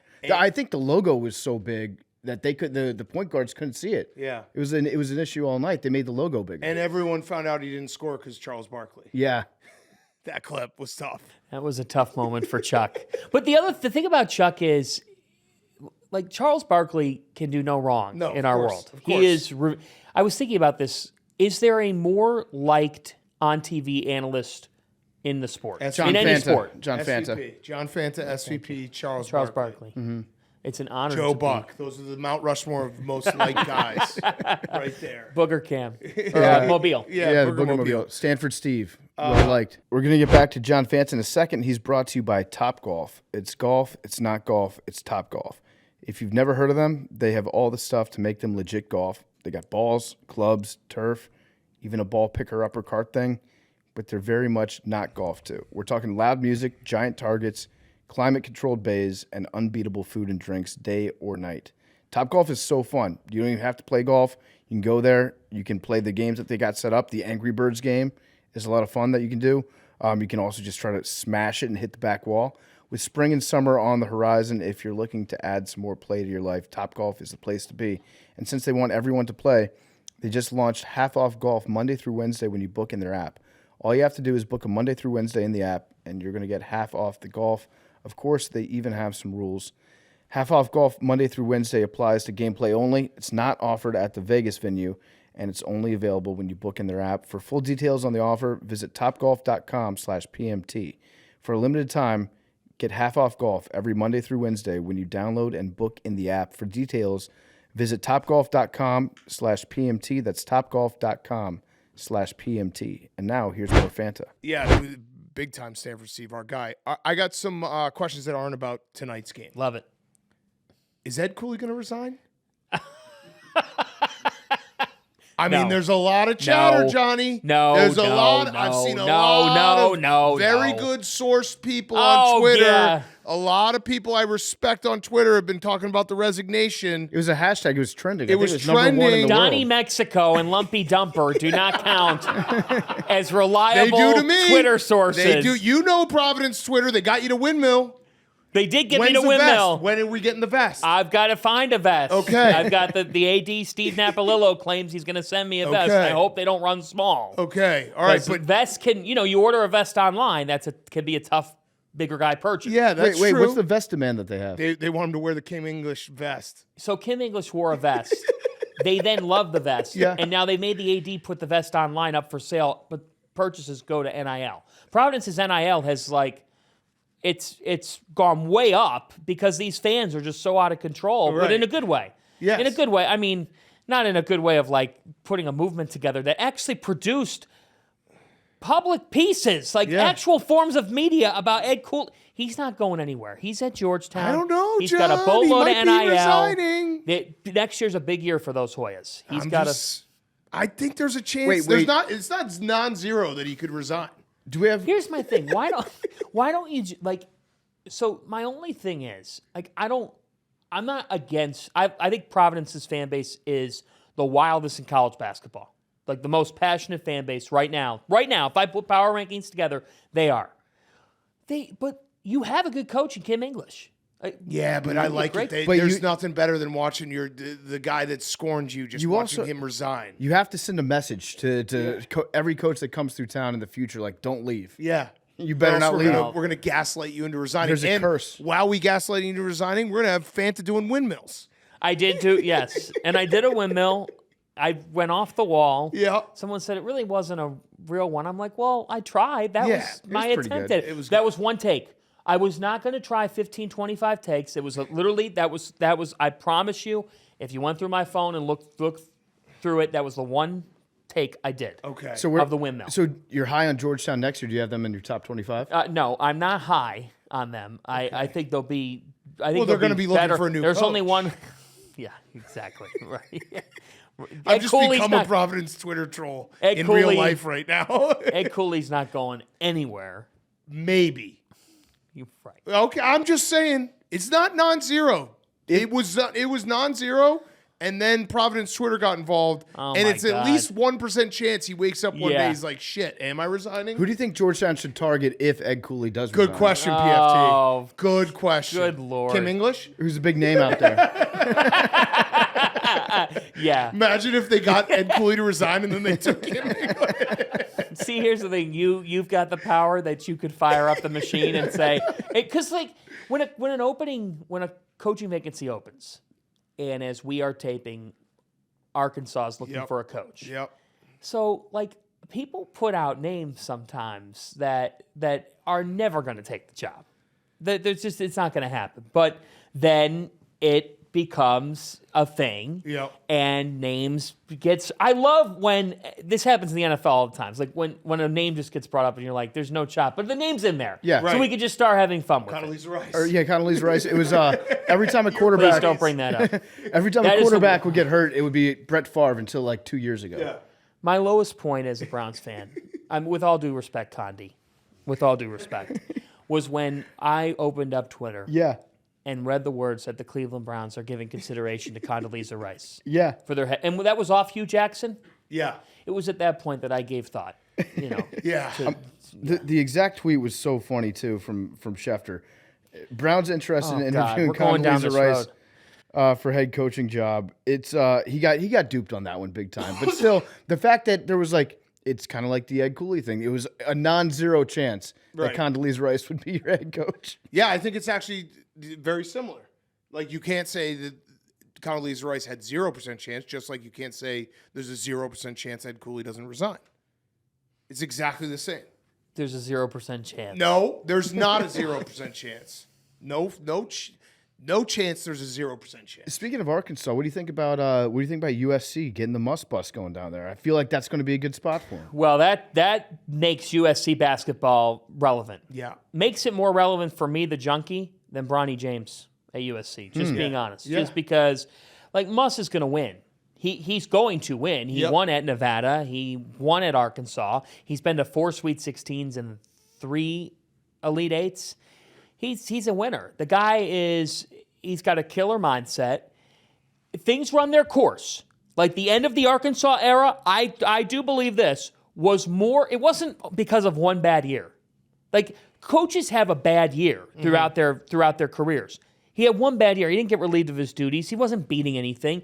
I think if you look at Muss, he has a lot of staff changes. He's not the easiest guy to work for because he's wired a certain way. Yeah. He's wired to go out and beat the tar out of the opponent, but in the same way, that's how he coaches internally in his building.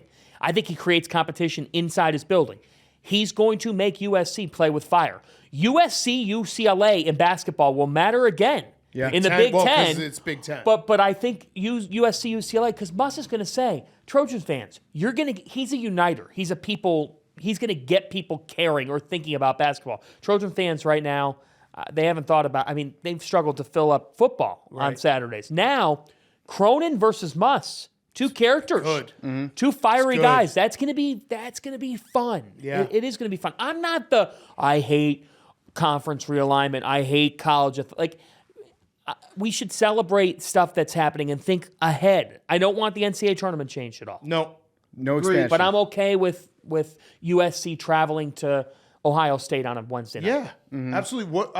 Speaking of coaches, is Luke Murray going to get a job so soon?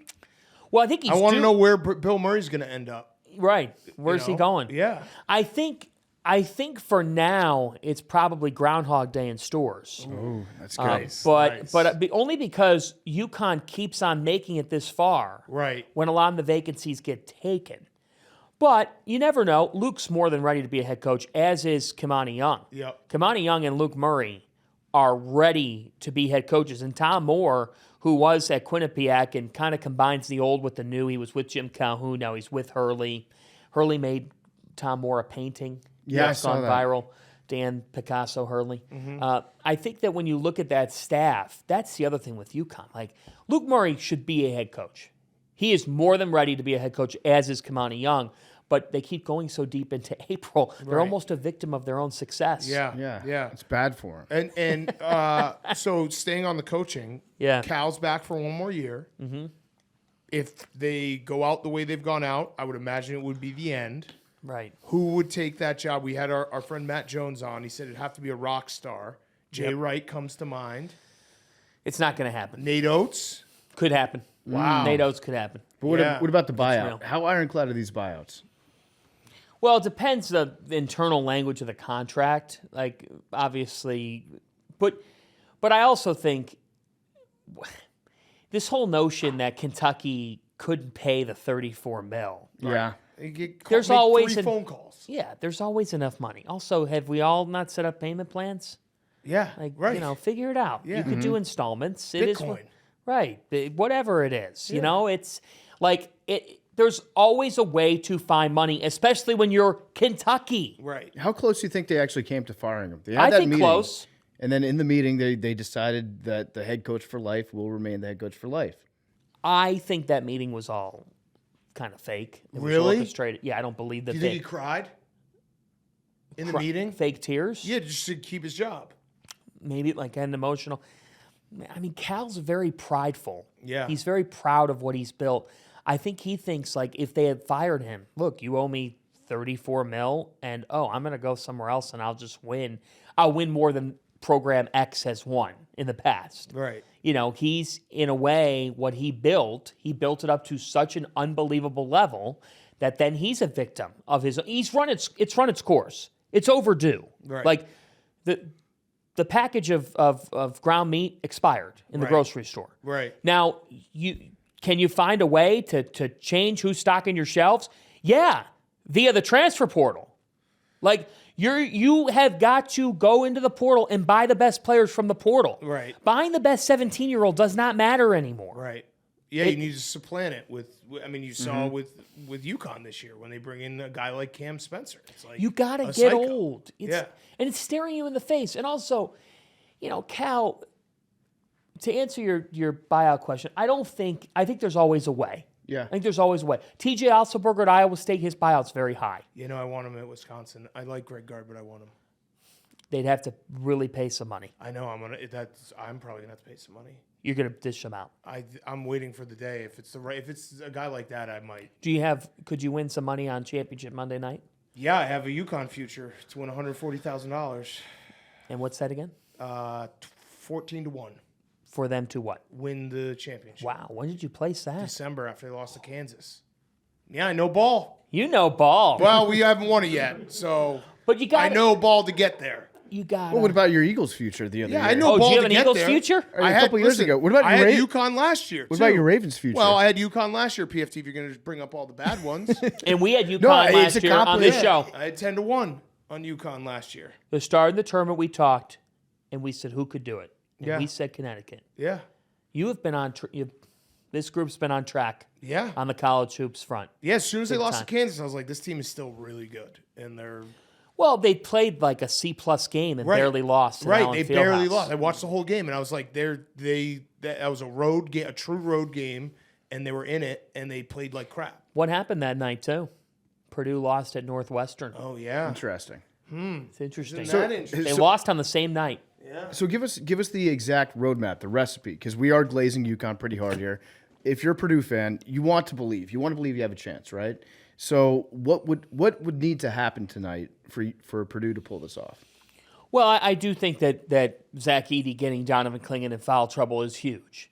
I also think that Braden Smith orchestrating the game, controlling the way the game's played is big. You know, the tempo of the game.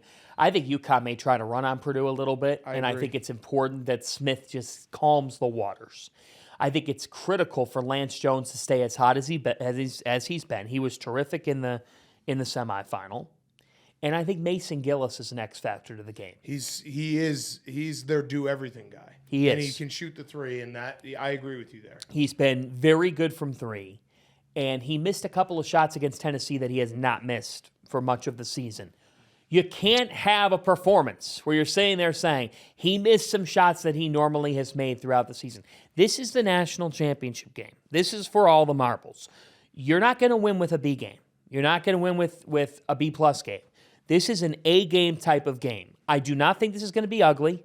I think Saturday we had some ugliness. Let's be honest, it was not the most thrilling Final Four Saturday. No. But typically when you get a couple of duds, there's a reason for that. Yeah. These two teams were destined to meet on this Monday night. If you're he's going promo Purdue, again. if you are Purdue, this is your open window to look out to the sunlight and say, how do we find golden redemption? Golden redemption. This is the golden redemption Bars. tour Golden redemption. for the Bars. Purdue Yes. Boilermakers. Yes. Yeah. And for that fan base, the players said, our fans have willed us to this point.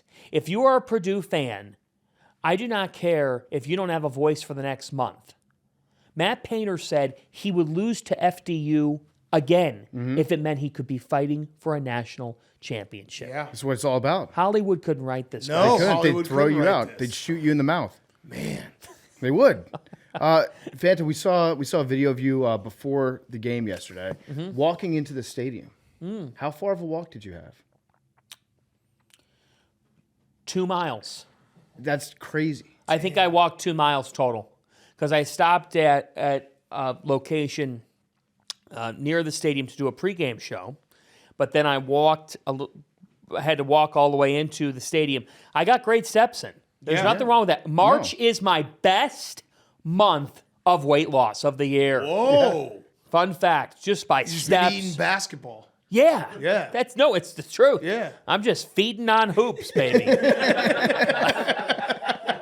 I don't eat anything, I'm feeding on hoops. I love it. And cutting out drive-throughs. Yes. I don't love need it when I'm courtside. So, all right. So, what else we learned from the Final Four? The meet and greets. Did you go to the pump party?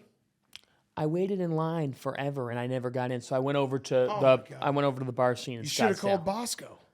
Oh, would he have been able to? I saw him at Bottle Blonde or whatever. Yeah, it is, right? probably, yeah, I sure. saw Bosco in there. Yeah. He started talking to me about the portal. And, his early, Your eyes glazed over. like, he just starts doing a rant on Danny Sprinkle. I'm like, dude, like, Oh, he's helping him put I his have stats another. together. What's that? Yeah, right. Yeah, he was making some Bosco calls. search firms. Yeah. Yeah. You You sound like you don't. You sound like you're down on Bosco right now. No. I'm okay on Bosco. I've always been like Bosco and I have always been in a pretty good spot. good spot. I mean, I call him by his real name, and we stayed friends. Yeah, that's true. That's On a big air. test. Yeah. So, I'd like to think that Rico and I are in good quarters. Yeah. Well, it's hard because you're obviously a reporter. He's a coach. So it's like having that tug and pull where it's like you're trying to get information out of a guy like Bosco who's on all these coaching staffs. He doesn't want to give it all up. Shows up to bottle blonde. What is it? I think it's a Tug and pull. Yeah. Rub and tug. No, rub and tug. Yeah. You're getting rubbed and tugged by Rico. Yeah. Rico shows up and he's Speaking like, of rub and I'm doing tugs- media availability right now. What do you want to talk about? Speaking Fanta? of rub and tugs, how was your appearance on Wake Up Mincy? That was fascinating. When I showed up to the waiting area for that show, I thought to myself, where are we going to go in this 35 minutes? But it was a real morning show. Like, he made it. I was like, this guy has been through a lot over the last year. All his own doing. Yeah, right. Right. there's- Not any circumstances that someone handed to him. He did this to himself live on the air. Yes. And it was a fascinating 40-minute discussion about college basketball. He asked some good questions. I didn't know if he had just woken up before the show started or what was probably. going on, but that guy is one of a kind. Yeah, that's a good way to say it. So, all right. So, what does Fanta's off season look like? There is no off season. Okay, but what do you? I mean, there's no off season, but everyone gets a little. I get a little sad after Championship Monday, and it's just like, oh man, I love college hoops. What do you do in the months that aren't games being played? Well, I'll give you the first couple weeks, but I will give you my summer plan. Okay. Next week, I'm going out to the Jordan Classic to call the games for Fox Sports. So I'll call those Cooper Flag. Yep. I get to see him. I know you'll talk about him next season. Yep. For a variety of reasons. Yep. There's a girls' game as well, so I'll do that. For Fox Sports next weekend. I then will go from Portland, Oregon. I'll stop back to New Jersey briefly, and then I head to Detroit, Michigan for 3 straight nights of PBA and prime time on weeknights. So yeah, you will see me on the bowling circuit. What nights? Monday, Tuesday, Wednesday of next week, just on FS1. so Weeknight sports. next week. Okay. Detroit. We're gonna be there for the draft for a little bit. Man, I'm gonna just miss you. What's that like? What's it like covering bowling? It is a blast. I love it. First off, I work with Randy Peterson, who's been doing PBA bowling for like 30 years. He is the ultimate, like, just your buddy. We'll go to the bar, have a beer, talk about nothing having to do with anything, just hang out. The shows are fun. It's 5 players typically a show. So you just get to know them as people. We sit down with them and talk to them for 20 minutes. You can't you could, but like for me, we're making TV. So I want to hear about these people, what they do during the week when they're not bowling, who they are as people, because we're telling stories on the air. Yeah. And some of these guys have fascinating backstories and fascinating second, third businesses, and then they do this. The one guy 2 months ago, he worked at a penitentiary and he bowled on the side and he made an event. I'm like, what are we doing here? This is amazing. So I do enjoy doing the bowling. It's fun, and I've got a couple shows here in the springtime that'll keep me busy, along with some high school showcase events. Okay. I'll do the Jordan Brand Classic in Brooklyn. I'll do Peach Jam. But what do I do? I do a bunch of draft stuff, NBA draft stuff I do. What do I do in my downtime? Windmill dunks. Windmill dunks. Try to convince Ed Cooley that he shouldn't resign. Yeah, exactly. Yeah. I go down to Brick, New Jersey. Shout out down the shore. I go down the shore with my wife, and I love it. I love going down the Jersey Shore, Parker House. I haven't been to DJs in forever, but that's right on my alley. I go to Yellow Brick Road Ice Cream in Brick, New Jersey. If you haven't been, Spanos for a pizza. It's living the life. Yeah. That's good. That's beautiful. You do any travel? You ever go on an exotic vacation? Well, he said Jersey Shore. Yeah. Well, we went to Jersey Italy Shore's for fantastic, our. We went but- to that is exotic. Yeah. We went to Italy Pork for our roll- honeymoon. Pork roll or Taylor ham? Taylor ham. You're a Taylor ham guy? Taylor ham. Smart, me too. Love it. Yep. Went to Italy for the honeymoon. Didn't want to leave because of the pasta. Exotic travel. I go to Cleveland every summer. Cleveland's on the up and up. Caitlin Clark was saying Cleveland Big time. is awesome. They got the Eclipse tomorrow. They got the Guardians home opener. You just got to make people do a layover in Albany before they go to Cleveland every time. And they're like, this rocks. It's like when you go, like, a real estate agent takes you to like a really shitty apartment, and then they take you to a little bit nicer apartment. You're like, wow. Go Guards, baby. Yeah. My Guards are hot. Stephen Vogt. They're off to a 7-2 start. I just read the Colorado Rockies team ERA is over 8. Yeah, per they're game. not good. They're bad. There's your strategy with the A's. I totally agree. Not going well right now. Not well is right it now. not? I don't want Bad to talk weekend. about it right now. The Yeah. Tigers have The Tigers let us tiger. down. And We were then down 6-0 in a and then blink today. Really? Oakland also mastered the art of losing games by 1 run. Yeah. So that's been tough for us. We might have to Reevaluate? No, No, we're just I'm sticking we're to staying it. the course. Will you go to a Sacramento A's game? No, but we'll hell go. no. We will go to an Oakland A's game if we find Maybe. ourselves in Oakland this year. Yes. Maybe- Qualifier. Great firm maybe. qualifier. But Cleveland, Puddin' Bay, if you've never been, Oh, yeah. you two would love it. Yeah. Oh, yeah. You two would. I'll do a couple nights in Puddin' Bay with Yep. my wife. Just nothing. I'm trying to think. Nothing too exotic. I don't have plans to go to another country. Right. But down the shore is more. You see a lot of characters. Got a Yeah. lot of fun. Like I'll go up to Rhode Island for a weekend. Nice. I'll check out the Friar Faithful in Narragansett Yep. or No, Newport. You probably don't have to buy a beer in Rhode Island. No, Friartown takes good care. Yeah. Federal Hill. Yeah. It's just classic. That fan base is one of the a best. kind. But They by are the way, I should have said off the top, congrats on getting that write up in the New York Post. Up and you coming. very- What was the headline? Rising star. yeah, John Fanta? unexpected. Yeah, no, it was. I'm very grateful to them. Ryan Glasspiegel did the piece. Yeah, we know him well. Very, very nice piece by him, Ryan. Thank you. I'm grateful. Like real talk. I am very lucky to do this for a living, as I know you guys feel the same way.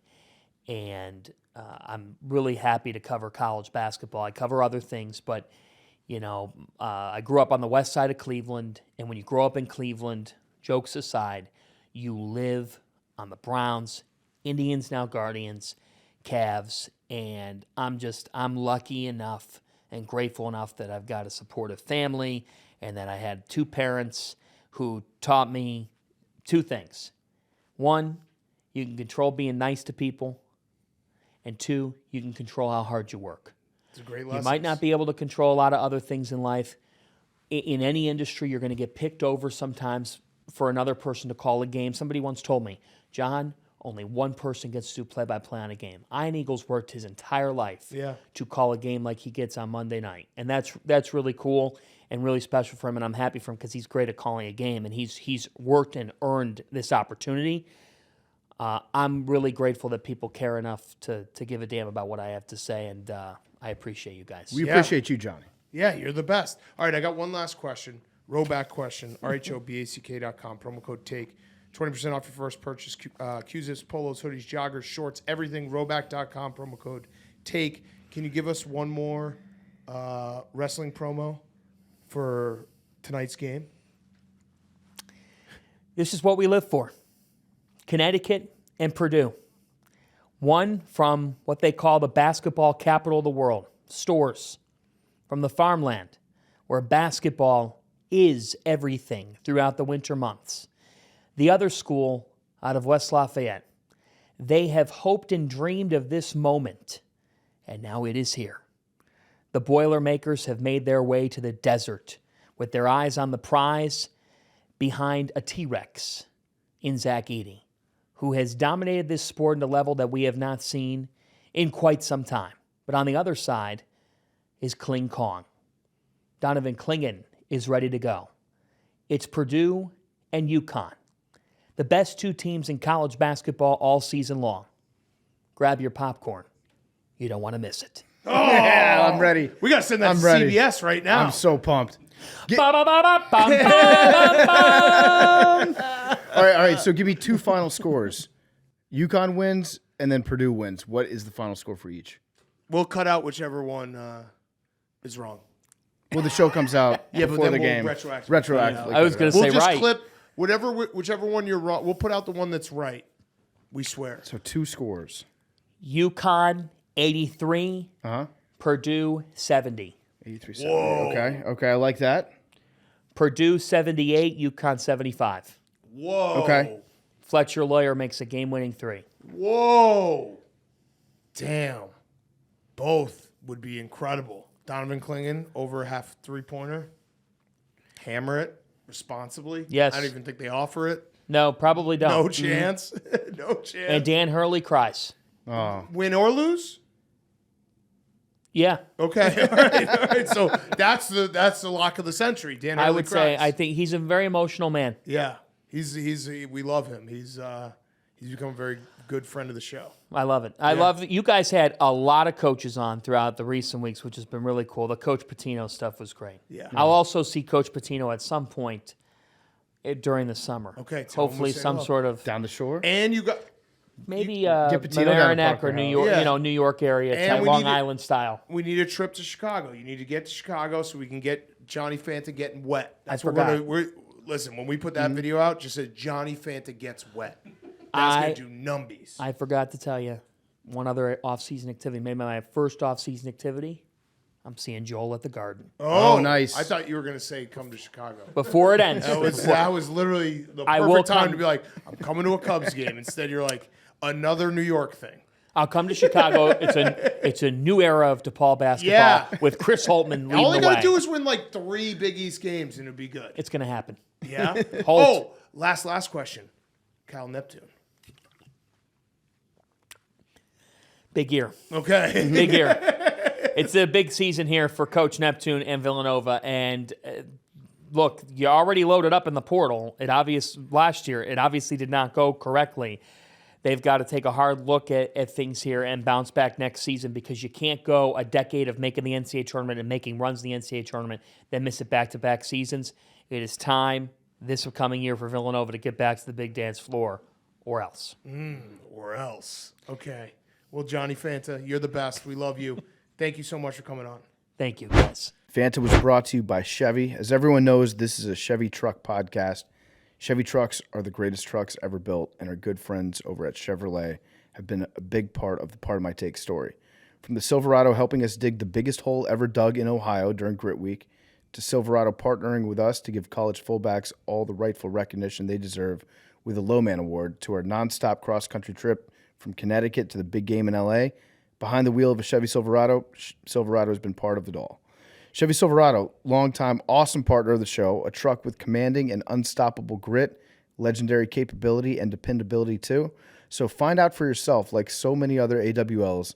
Go to Chevy.com, check out all the Chevy truck grit, build your own Silverado, check out what current offers are out there during Chevy truck season. For do-it-yourself projects to road trips, off-road adventures to tailgates, whatever your thing is, it all starts with a Chevy truck. Okay, let's wrap up the show. We got Eclipse. The Eclipse. Let's talk some Eclipse. I also have a Monday reading for us. Okay. If we want to do that. I'm pumped. I'm pumped for the Eclipse. I'm very excited. very pumped for the Eclipse. I'm not excited for the Earth to end because apparently that's going to happen. Oh, no. Like they're going to first they're going to take out the cell phone service, then they're going to overload the electrical grid. Then the National Guard is moving in. Fuck. What do you know about CERN? The CERN, the particle collider. That's the fourth. Oh, dimension. is that the fourth That's dimension? So explain it to us, Hank. Well, I've done some extensive research this morning while I was hungover laying in bed. Okay.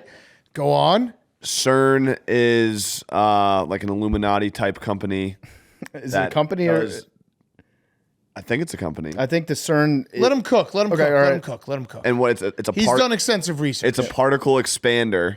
collider. Okay. And they're gonna apparently NASA's launching rockets at the same time as the eclipse. Huh? Huh. Interesting. And they're turning CERN on the day of the eclipse, and I believe the research is they're trying to reach a fourth dimension. Where's CERN located? There's one in Tennessee in the route Fuck. Is that true? from the research. From the research Okay, he's done. All right. So what would I you watched say to a the couple haters out there articles. that have said that the CERN particle collider actually got turned on in March and it's located in Europe? I think there's multiple CERNs. There's multiple CERNs. Okay. Second CERN. I think there might has be one been in discovered. Chicago. There's a CERN in Chicago. Are they going to turn that one on? I don't know. I'm just glad that we're in Arizona. We're not going to be there for the eclipse. Our sun's going to be perfect. Yeah, Isn't this where the aliens will show up? I think it's one of those things where once the moon covers the sun, when it comes back, like we'll be in the fourth dimension. Fourth dimension. Like everything will be different. That's Earth Forever. 2.0 Flip after. side of the eclipse, yeah. And this, you came to the conclusion when you were hungover and probably felt like shit, and you were like, "Please, someone take me away." yeah, I was like, Okay. it doesn't matter how I feel Yeah, right. because it's over on Tuesday anyway. Right. It's interesting because they tell you like don't look at the eclipse. What are they trying to hide? What don't they want you to read? Why is NASA launching rockets same day? This would be a very new, interesting twist on my long sordid affairs of losing futures. Yeah. Having this just end right before the game. I'm gonna call Jerry though. I think we gotta get on the same page. He probably knows. Yeah. Call him right now. See what he has to say. He hasn't slept, I don't think. I've never understood why you can't look at an eclipse because Well, remember when Is it- Trump raw dogged it? Yeah, That he was did. awesome. he gave the thumbs up. He raw dogged the shit out of that eclipse. Tougher than the sun, the fucking sun. Yo, we're recording PMT right now. You're live to tape. What do you know about CERN? Wait, what? What do you know about CERN? Stern? CERN. CERN. Our two best minds are on this. CERN. Nothing. I don't know what CERN All right, well is. then ask him what about the eclipse? How it's gonna? What do you know about the eclipse and the fourth dimension? I don't want to get. I don't want to get into. No, you got to get into it, Jer. I'm very overwhelmed, man. All right. Well, I don't want to put too much on your plate, but I would look into CERN. No. There's Give me the phone. something. Give me the phone. There's something there. Jerry. I slept in about. It's probably going on now 29 hours, 30 hours. Okay, so what's the concern? It's a lot of things. Like I don't think the eclipse. I don't think anything with the eclipse is gonna really mess things up. I'm more concerned about a couple months from now. What's really gonna happen? Yeah. What is? Yeah. Cyber attacks. I mean, I'm talking to this one guy right now. People. I don't want to get into it because No, you got to get into it. You got to get into it. Well, people think I'm going crazy. Yeah, that's fine. Crazy. That's fine. You are. It's fine. I met a guy on a plane, Okay. and it was Boeing? my first time ever flying first class. Okay. People say I was in row 27. It was my first time ever in first class. I treated myself. I sat next to a guy who was very, very wealthy. We talked the whole entire flight. He's a higher end for a major software company. Okay. And we just became friendly, and it was just text back and forth, happy holidays, stuff like that. And then the other day he sent me that message and asked him to kind of get deeper for me, and he just pretty much said, like, I know too much, but I don't at the same time, which to me means he knows everything. Yeah. It sounds like he doesn't want to scare you. Yeah, he doesn't want to scare you. Yeah, exactly. And just stuff with the power grid. And I mean, the power grid hasn't been updated in 75 years. I mean, 75% of it is ancient. You know what I mean? It's just like, so what do you think they're going to do to the power grid? I think that's going to come when they want Joey in office. Okay. All right. when their backs against the wall and they know, that's when something will happen. Yeah, Joe gets out to like an early lead in deeper. Wisconsin, and the power to the votes, it goes down. Building bunkers. I mean, it just gets deep. Dan. Yeah. CERN. Yeah, this is all right. So I would, my only recommendation is do not sleep. Because I it mean, seems I like have to at some point. yeah, but the more you don't sleep, the closer you get to the truth. You're actually right, honestly, about that, because I've Yeah. got like a lot more information today than I did Yeah. yesterday. Yeah. So sleep is your enemy. They feel- want you to go to sleep. When you go to sleep, And the reason I stopped answering PFT was there was a part of me where I feel like when we were texting, the language seemed like he thought I was going crazy. no, I told you to get some stopped sleep. texting. yeah. I just that wanted makes you to sense. sleep, Jerry. Yeah. He wants you to I sleep, wanna but give I don't him want you to. I don't want to give him too much info. Yeah, that's smart. He can't be trusted. That's not true. No. Okay, Jerry. I just told Jerry, try to get some sleep. If shit does go down tomorrow, you need to be rested. Exactly. I was trying to help you. That pretty much meant, Jerry, you're going crazy. Yeah, he's trying to get you to sleep. That's what he's I know, probably I part know. of the Illuminati. He's like, we got to get this guy to sleep. Don't sleep. Honestly, Dan, I wouldn't doubt that. Yeah, I wouldn't either. So I'm giving you the correct advice. Do not sleep. All right. Okay. And Dave, Erica answered me. Dave didn't answer me. What did Erica say? She believes me 100%. Okay. I showed Eric the messages. Okay. All right. Yep. Okay, Jerry. All right. All right. Don't get any sleep. All right. All right. Bye. I love that theory. Like when you go to sleep, that's when they reprogram your mind. Right.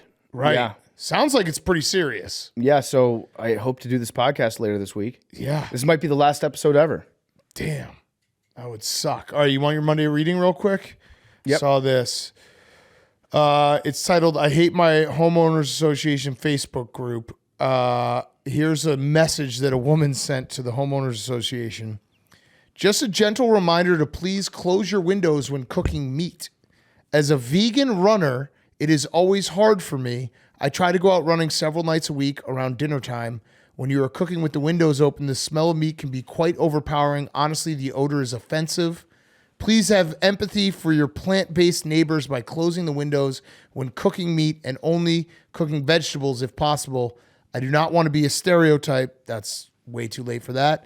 So I won't go into detail on why cooking animals is offensive, but I encourage you to do your research and join the movement with others who are fighting back. I love these groups. They're the absolute best. Yeah. I was in one in Austin, and people would get on there, and they would go out onto the sidewalk, and they'd take a picture because there would be like a branch laying across, and they'd be like, somebody should move this branch off the sidewalk, and they'd share it to the Facebook group. This lady she's got a pair of balls on her. The homeowners association groups are like just like the seventh circle of hell. And just people, professional complainers always end up ruling those, where it's like whoever complains the most gets the most power. Mm-hmm. I would be grilling on my, like in the front lawn every single day after this. Have a steak tree planted out front. Every single day. I would raise chickens and slaughter them. Yeah.